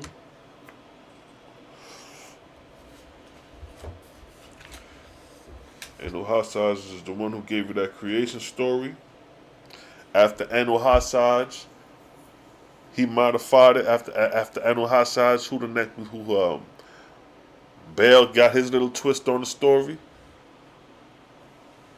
You worship many of the Israelites worship Baal or Elohim. First they'll tell you, Yahweh or Yahweh. But then in another breath, they'll say Elohim. They'll confuse the two. And some have come to the understanding that the Elohims are a council of angels. But by you admitting that the Elohims are a council of angels, you're admitting that deities start off your creation story and not the creator, not the Most High. Because Elohims is more than one God, it's plural. So you can't talk about one God and the Bible starts off with plural, many gods. Daius, Zeus, exactly. And the crazy thing is that Baal took on the name Zeus. So that's so deceptive. And OAHSPE exposed and shows you how these false gods took on the names of other deities. Baal took on the name Zeus when he moved his headquarters to Rome. I said, wow. So when you look at the movie like 300, and you got Leonidas and them calling on Zeus, that was damn Baal the whole time. The same Canaanite Baal that you find in Canaan. That same dude. He moved his headquarters to Rome. See, OAHSPE talks about how the heavenly kingdoms move around too. They relocate. The same way you can relocate a business from here to there, the same way the false gods, or even true God, could relocate heavenly kingdoms. You know what I mean? Showing you, OAHSPE shows you the playing field of this thing. Ain't nothing set in stone. It's just based off the conditions required at the time will determine what needs to be done for the resurrections of mortals and angels.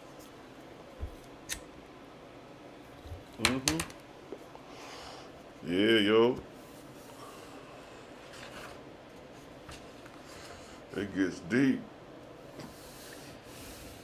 And then after Luamung, not Luamung, so the order is like Edu-Hasaj.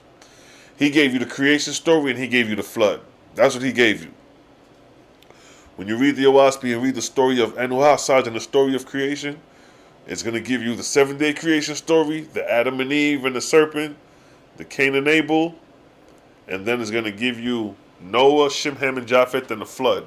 I'm talking about the false gods interpretation. That's what he gave you first. That was the first scrolls. That was the first collection of scrolls. Was the creation story and the flood. After that, Moshe came with the laws. But those creation stories ain't have nothing to do with Moshe. When Moshe came, he came to give Israel the law, statutes, and commandments 15th century BC. About 2,000 years later from the creation story. So now you got the law, statutes, and commandments 613, right? So Israel had that from around the 15th century BC coming on down to the 7th century BC when they went into captivity. When they went into captivity for 70 years and they came back to rebuild the temple under Ezra, Ezra compiled the Tanakh. Now when Ezra compiled the Tanakh is when he added the 7-day creation story and he added the flood story. The Cain and Abel, the Adam and Eve, the serpent, all that Ezra added to the Torah. This is the returning of the returning out of captivity, returning of the rebuilding of the second temple, and this is 450 BC is when they say that the Tanakh was compiled. So now you got the false stories of creation, the false account of the flood, and you got the 613 laws and the writings of the prophets. Now this is your Tanakh. And Luamung was the inspiring angel who told Ezra to compile this Tanakh or put this together. So Luamung basically inspired Ezra to pollute the holy text of the Torah. Because now you adding on to the Torah, like the last video I did, adding or taking away, you adding on to the Torah, which wasn't there originally. And which wasn't there originally? The 7-day creation story, Adam and Eve and the serpent, Cain and Abel, and the flood of Noah. Those were added to the Torah under the Tanakh. And then when the Tanakh was written, 450 BC, coming on down to the 1st century, the time of the Messiah, Yahshua, by the time Yahshua came on the scene, Yahshua recognized that the Tanakh was polluted. That's why he said in your law, he always referenced, when he spoke to the Sadducees, he always referenced them as in your book, your law. He didn't say like it was ours together. He separated himself from that because he knew that shit was some bullshit. As far as the compiling of it or the mixing of the laws with these stories, you ain't supposed to mix that. The Torah is supposed to stand alone. But now Ezra compiled it and added to it. He broke the commandment according to the Bible, right? So Luamung inspired Ezra. So first you had Anu-Hassad, the false god. Now you got you got Luamung, the false god, inspiring Ezra. So he inspired Ezra to compile the Tanakh. The Tanakh is written. Bam. The next piece of work that is added to the Tanakh is what? The New Testament. Luamung was behind that too. What is the New Testament? The story of Jesus Christ. OAHSPE shows you how they took many stories and amalgamated it and created the fictional character Jesus Christ. You know what I'm saying? During the time of Constantine put the stamp on Christianity. Constantine was under Luamung, the same Luamung who inspired Ezra, inspired Constantine, showing you the duration of these false gods as well. Because the time of Ezra was during the time of the rebuilding was during the time of the returning of captivity. You talking about they returned to captivity after the 5th century BC. So from 5th century BC, you talk about close to 1,000 years later. From the time of Ezra to the time of Constantine is damn near close to 1,000 years. And Luamung out here fucking with niggas. You over here, you an angel supposed to be way up in the high heavens, but you down here fucking with mortals. 2,000 years and shit. You know what I mean?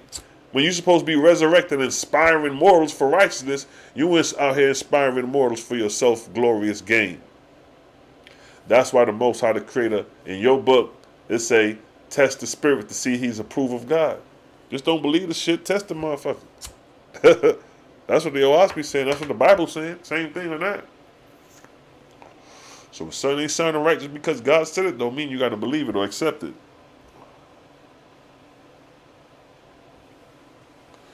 So Luamung is the current reigning god right now. He's the last god that had the greatest influence on the text.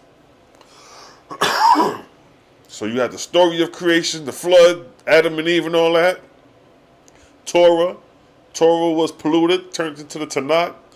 Then Tanakh became the Old Testament, then the New Testament, and then you have your King James Version in your Bible today. That's how it was compiled, through the inspiration of these false gods and through time periods when text was added and taken away.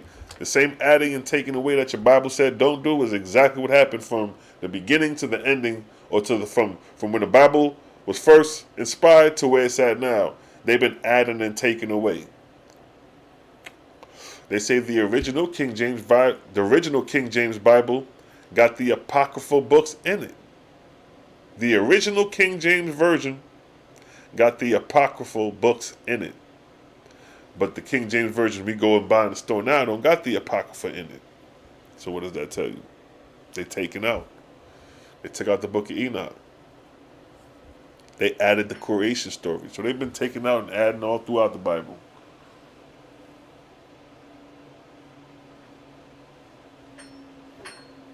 Facts. Right, and it's funny, Luamung, he chose the Europeans. It's crazy because that's one thing to be interested to see if these false gods felt into the carnal mindset of race, like how we view it today. If them niggas stoop that low, that's pitiful. Because their whole duty is the collection of souls, so it shouldn't care to them if the human is black or white or this color or that color, because they collecting souls. But if they actually stoop down to the point of carnal, we're just going to stick with the Europeans. Them niggas vibrating at a very low frequency. But Luamung, the OAHSPE say, is going to be the most hated of all gods that ever lived. I was like, damn.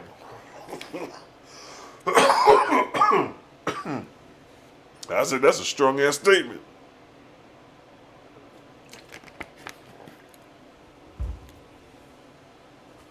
Said Luamung is going to be the most hated of all gods that ever was. I was like, oh man, who is Luamung? The father of Christianity. So what is that saying too, to a degree? What is that saying to the followers of Christianity? That Luamung will be the most hated.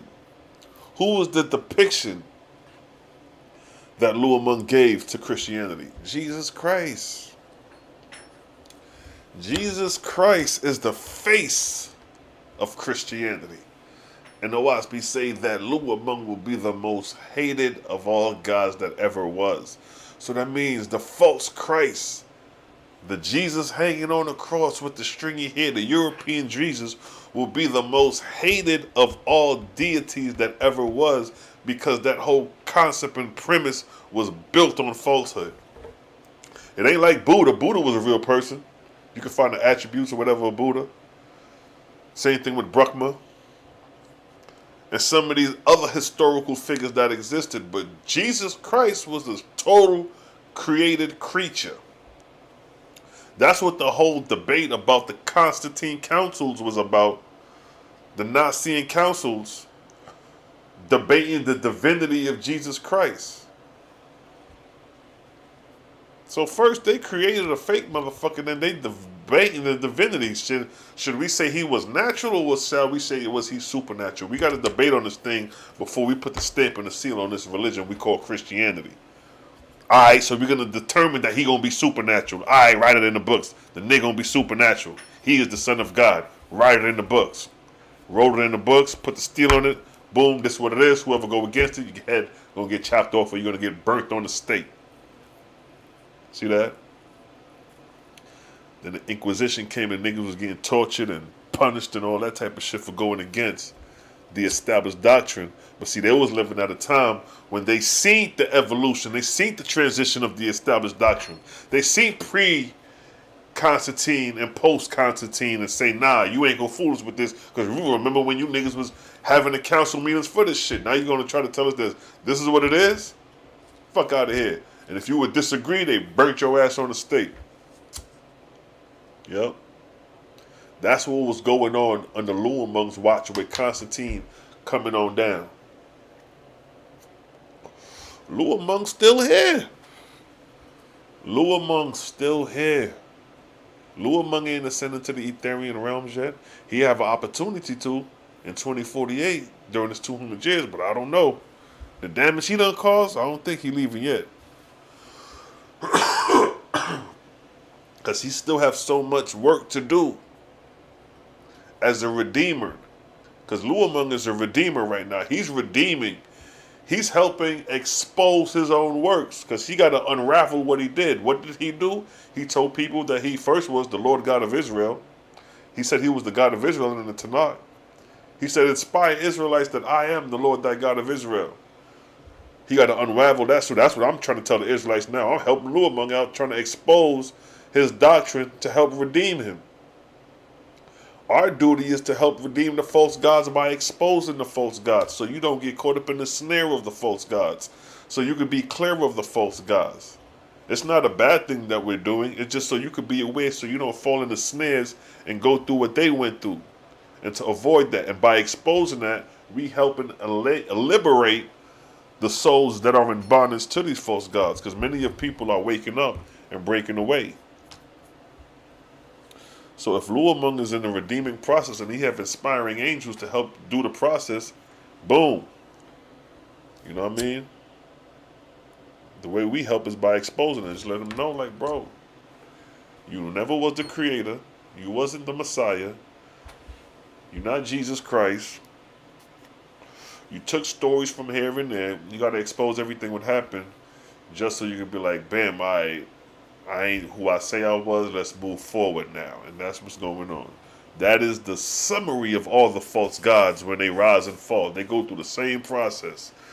They break away from the true gods. So you got the beginning of an arc cycle. The Etherians come, lay down the system in order for that 3,000 year period. It's the duty of God to maintain the system in order that the Etherians laid out for that 3,000 year period, with slight variations during the transition of the arc cycles. The sub-cycles. So during that reign, say 400 years in, one of the angels decide to say, yo, I don't want to go with this program no more. He breaks off, creates his own program. He gained followers in that program. He sends angels to the earth to inspire mortals to believe in this program. Angels build kingdoms based off this program. When people start to die, they go to this spiritual kingdom of the one who created this program. They prosper, and then the program fails. Then it comes to the point where this God gets exposed to his own people, that he is not the creator. Then his own people turn on him. And that is hell and anarchy and riot and war, spiritual warfare. You know what I mean? Tormenting one another. Enemy taking enemy in my bound heavens. You know what I mean? Atmospheric gases to torture one another. That's when that come into play. Well, that's when that come into play, when the heavenly kingdoms is destroyed based off the falsehood of the false god. His own people are going to destroy him.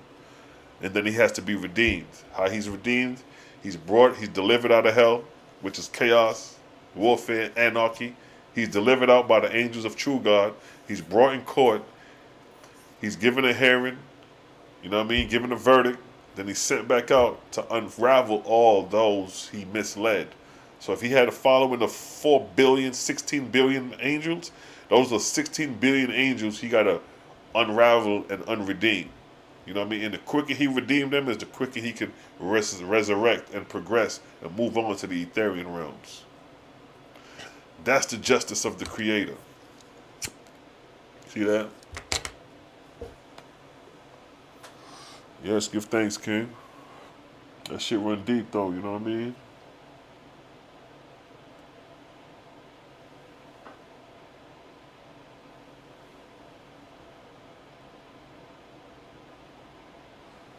Yeah, the Quran was influenced by Jibril was Lu Among's hitman. You know what I mean? Lu Among had an angel servant right next to him.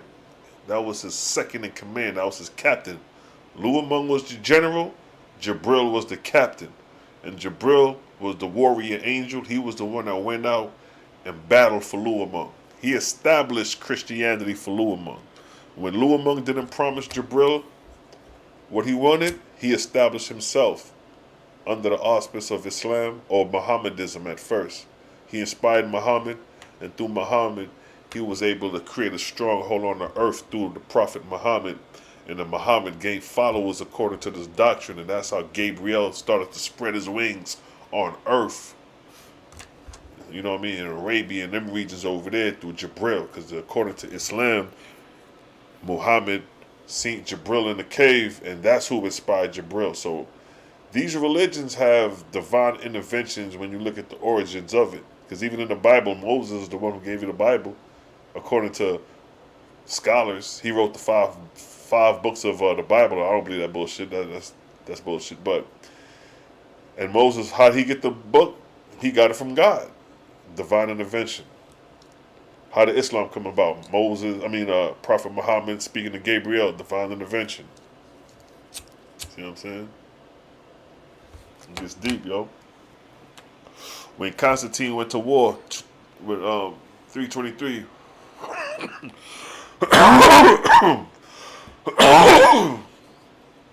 323 with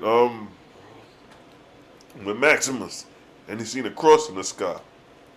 Divine intervention.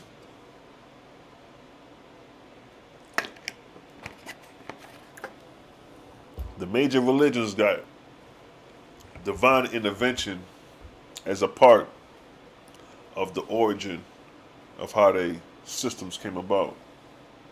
And this divine intervention is basically coming from the angels. Because like I say, once the angels established their heavenly kingdom and got everything set in order, that's when they send a messenger, an angel, down to the earth to go to one capable of hearing hearing the voice of angels. So they'll go to the kingdoms, or they'll go to the king. They'll see the oracle, the obeah man, as we say in the Caribbeans. You know what I mean? The shaman. The person capable of hearing the voice of angels is who the angels will go to.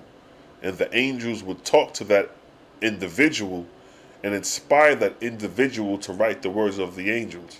So as I'm hearing the angels talk to me, I'm writing down what the angels saying. All right, what you say? To the what? All right, so to the park he shall. That's how the scribes was writing the words of the angels. And the words of the angels became the established doctrine. See that? So these words that the angels is writing and telling you is the words you're going to believe. And as you ripen old and age and you get ready to die, that angel, those angels, a host of angels from that heavenly kingdom is going to come collect your spirit after death and bring you to the heavenly kingdom of Jabril, or bring you to the heavenly kingdom of Luamung, the false Christ, or Jabril, the false Allah, or any false god that's claiming to be the Most High that got you believing in them. When you cross over in spirit, you're going to float to the heavenly kingdom after death. That's why it's important to test the spirit to prove it's of God or not. See that? Or I should say of the Creator. Because God is just a messenger. God is just a teacher. He's a medium between you and the Creator to help guide you to the Creator. Because everybody need guidance. Cal P, what's good? Maximus, you already know it. That Millennium Bridge. Millennium Bridge, 323 AD is when the battle of Constantine and Maximus took place, where Constantine seen a cross in the sky, and that drove him to victory. And then later he created the cross, the Chi in a row, which later became the Christian cross, which later became the symbol of the Christ, the earliest symbol of the Christ, the Chi in a row. Yeah, it's an evolution to that Christian cross that people don't know about. You know what I mean? It just ain't happened overnight. So Christianity, the Tanakh, the Old Testament, the New Testament, all that is under Luamung's watch. All that is the compiling of Luamung's through the inspiration of certain prophets. Islam is Jabril. See that? These are the greatest religions on the planet is Christianity and Islam. Those are the two biggest religions on the planet. Yeah, those are the two biggest religions, Christianity and Islam. You don't even know any other religions outside that if you really think about it. What other religions you really know outside of Christianity and Islam, like on a world scale that everybody know? You got the Sikh, the dudes who wear little turbans. You don't know too much about them. You know what I mean? They ain't out there deep like Christianity and Islam. You got Buddhism. They there. They deep. But they ain't as deep as the Muslims. They ain't deep as the Christians. They ain't the face. And every time you turn on the TV, it's a church here. Or every block, it's a church. You don't see Buddha temples on every street corner. I know you can see mosques everywhere. You can see Christian churches everywhere. So Christianity and Islam are the greatest religions, the most influential religions on the planet right now. And both of those religions are inspired by false gods who are both in the process of redemption and got a lot of work to do before they can be redeemed. But as long as they're redeeming and doing the will of the Creator, it's all good. It's all good as long as they're doing the work of the Creator. It's all good.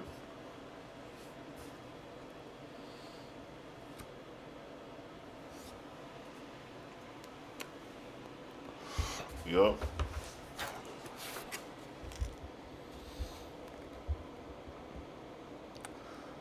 See, Luamung, it says, Luamung falsely announced himself the Christ. The Lord said, behold, it come to pass as had been foretold by God, Jehovah's Son. This is true God talking. The Trinity, the true ones, will all become false gods because they have denied the Almighty. God said, there is but one who is all knowledge. Whosoever angel or God announce himself to be all knowledge is false in the presence of Jehovah. See that? So that's true God telling you that if you claiming to be all knowledge, you false before the Creator. Nevertheless, Luamung had it proclaimed in heaven and earth that he was the Christ, which is the Ahamic expression for all knowledge. The Lord said, now therefore Luamung was from this time forth a false god in heaven and earth. See that? And Luamung commanded Thought, his warrior angel Gabriel, his warrior angel in command of his earthly domain, to raise up tribes of warriors amongst mortals. So Gabriel was Luamung's warrior angel in command of his earthly domain. That's why Gabriel in Islam is so strong, because Gabriel understood the earthly domain, how to create a stronghold on earth, because he spent most of his time on the earthly plane compared to Luamung when he spent most of his time in the heavenly kingdom of his realm. And by the inspiration of said thought, Gabriel, these warriors were induced to call themselves Christians. See that? God said, that man may know this is true. Behold, the followers of Jehovah are not warriors, nor have they ever been. See that? So here God is clearing up that the followers of Jehovah's were never warriors. But in your Bible you got King David, who's over there chopping off heads and catching bodies. But in the OAHSPE it says, none of mine has never been warriors. So all those warrior stories you hear about in the Israelites and you thinking that God is behind that, that's not the Creator talking to the Israelites to go do battle. That was the false gods. And as God said, that man may know this is true. Behold, the followers of Yahweh are not warriors, nor have they ever been. Yahweh or Jehovah said, This mark put I upon man from the time of Cain to the present day, that whoso rise his hand against his brother, raise his hand against me also. And this mark shall distinguish my servants to the end of the world. Behold, I alone am all knowledge. So here is showing you, giving you an example from the time of Cain that, if you kill, you ain't part of the Creator.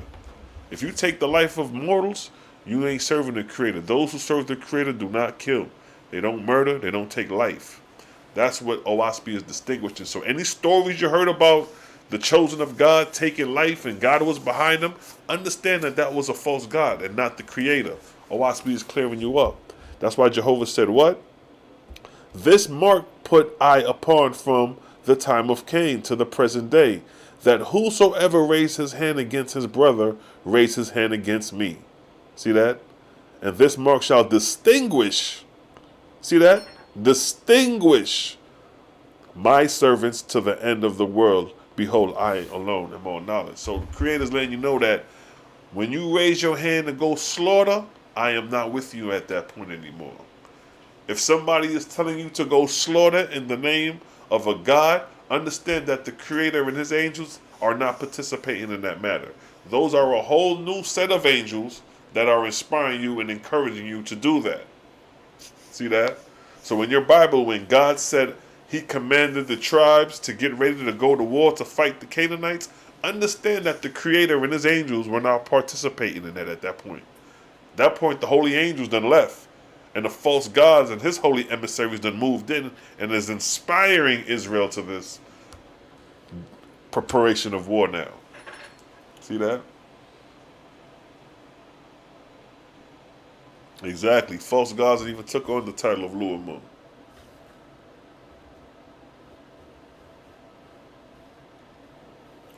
So OAHSPE goes into depth on the spiritual side of how Christianity came about to this false god, this false angel, Luamung, who didn't make his name worshipful on earth.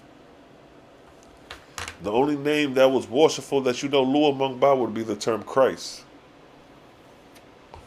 That was the term he made recognizable on earth, but he didn't make his name recognizable on earth. Because it says, nevertheless, Luamung had it proclaimed in heaven and on earth that he was the Christ. See, it states right here in God's book of Ezra, chapter 42, verse 3, it states, nevertheless, Luamung had it proclaimed in heaven and earth that he was the Christ. See that? So he didn't say he proclaimed that he was Luamung. He proclaimed that he was the Christ. So the term Christ is what he was known for in heaven and earth. And we got to know the term Christ on earth with Luamung when he put the stamp on Christianity and said, nigga, this is what it is. Boom. You dig?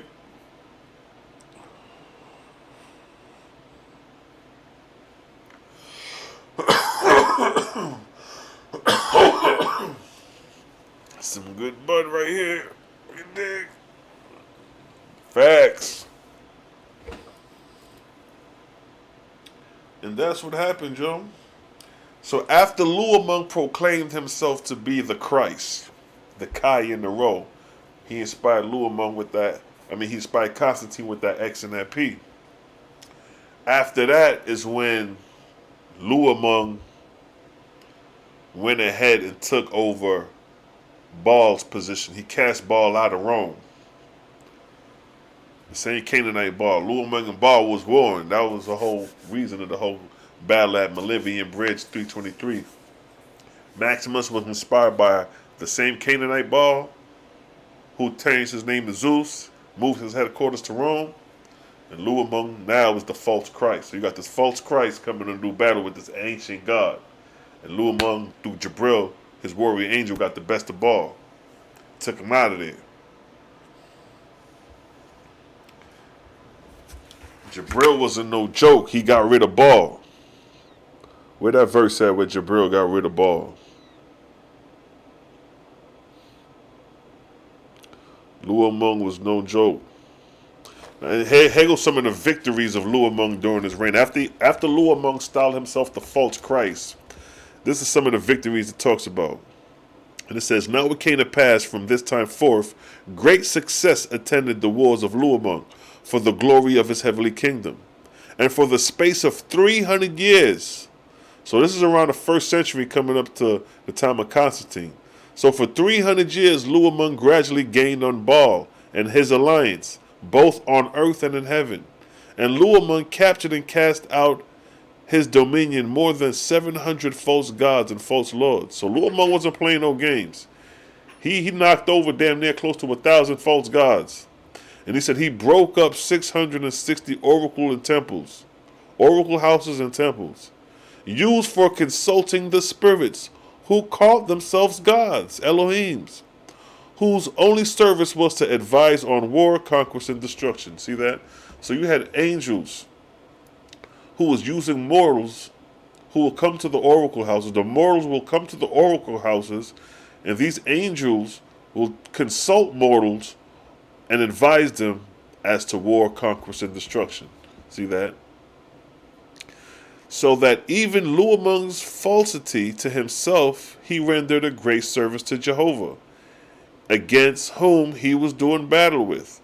For 300 years more, Luamung, with upward of 600 million angel warriors, pursued war in heaven on earth, and he captured mostly all of the strongholds, all of the earthly strongholds of other false gods.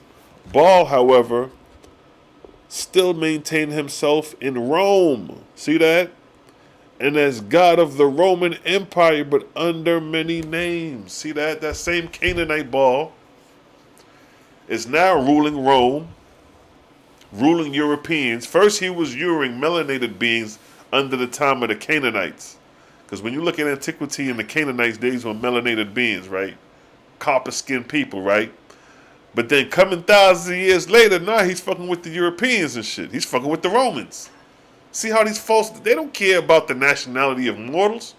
They're using us as chess pieces for their own self-aggrandizement, for their own self-glory. So when we cross over in spirit, they soul collectors.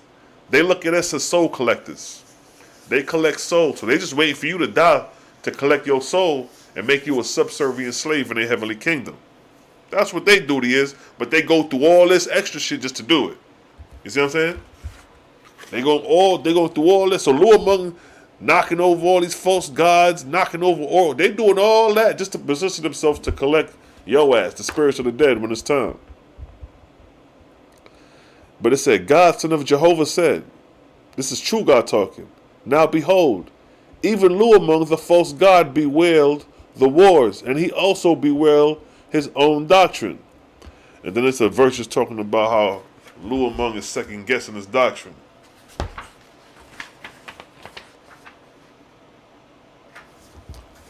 But then I want to read that verse where it talk about Jibril casting out Baal. Here go right here.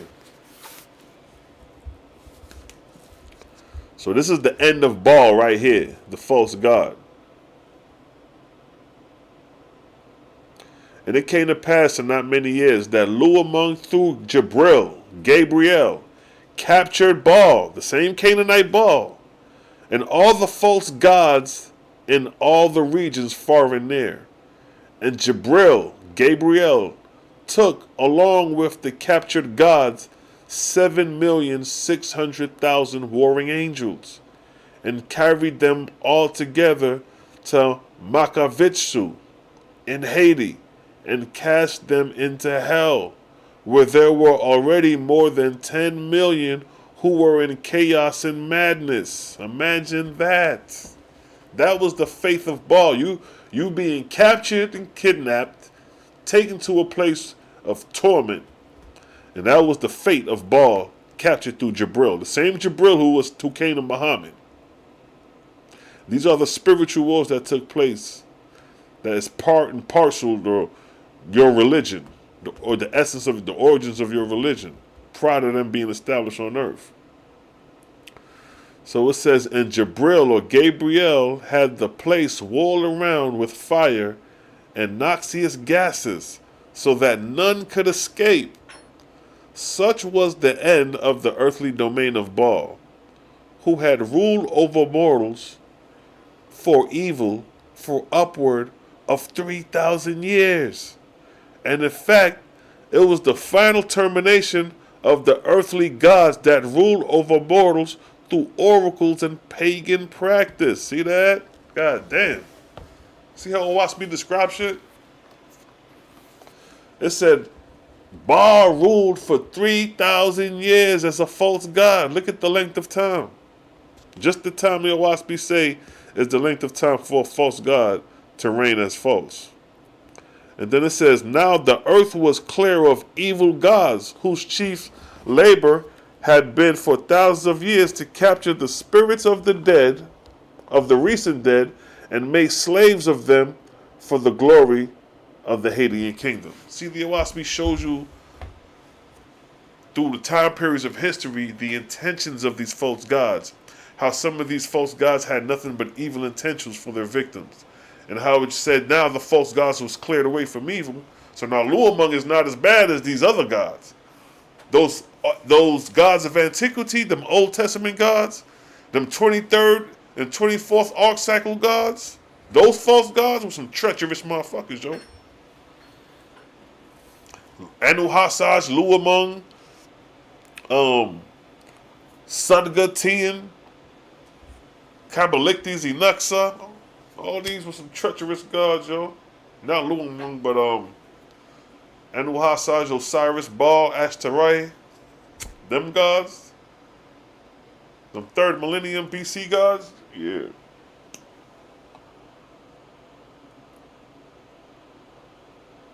Exactly, yo. Niggas was no joke, yo. Them dudes are soul collectors. They collect souls. That's what their whole duty is. They capture their ops and put them in. It says noxious gases. You know what I mean? Like gases that makes you nauseated. Like, yo. So it keeps you confined. It keeps you stayed in. These are the places of torment spiritually. And it's the same examples we got on earth. We got gas chambers and shit like that. We got atmospheric gases that can poison and, you know what I mean? They call it chemical warfare. See, we got that shit too.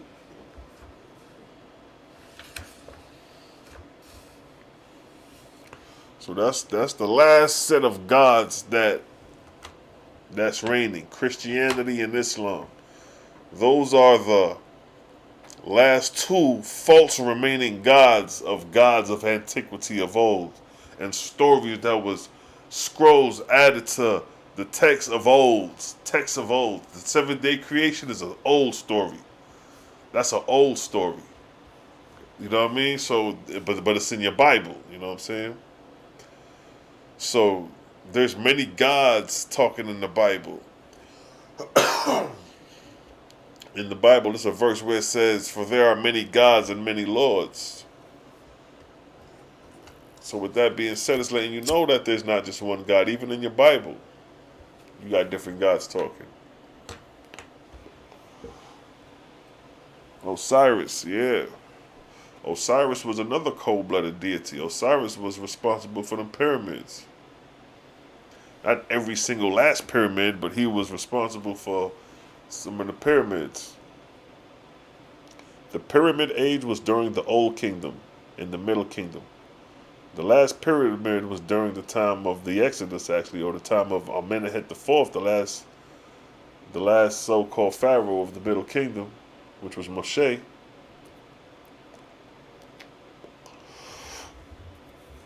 And then the pyramids, you know, they was designed to deal with, like I said, they soul collecting. The pyramids was designed for your spirit to project out and be taken in the lower heavens of these false gods. It was built on a science plane, though. It wasn't no just spook shit. This shit was broken down on a science level. Osiris said, I'll show you measure for measure, line for line. So the pyramids definitely had extraterrestrial intellect that had to deal with it, but rebuilt the shit. But the blueprint was probably given. Like Osiris probably had the blueprint and gave it to the pharaoh, like, all right, nigga, build it. Give me your best skillful workers and let me see you build this shit. The niggas got to working and built the pyramids. Ain't no extraterrestrial built the pyramids. Nigga, we built them shits. Black folks. You know what I mean? The greatest monument to ever exist on the planet was built by Negroes. And then the OAHSPE let you know that too. You know what I mean? It talks about how they built the pyramids. Shows you how they built the pyramids on the OAHSPE. Talking about it was the Native Africans. It was them niggas that built it. It gets deep. You know what I mean? That's right, exact, yeah. But it's a vibe. Let's vibe out to some music for a minute, y'all.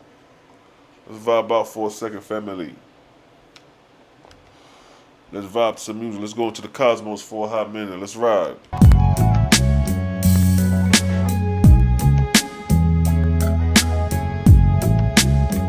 It's a vibes.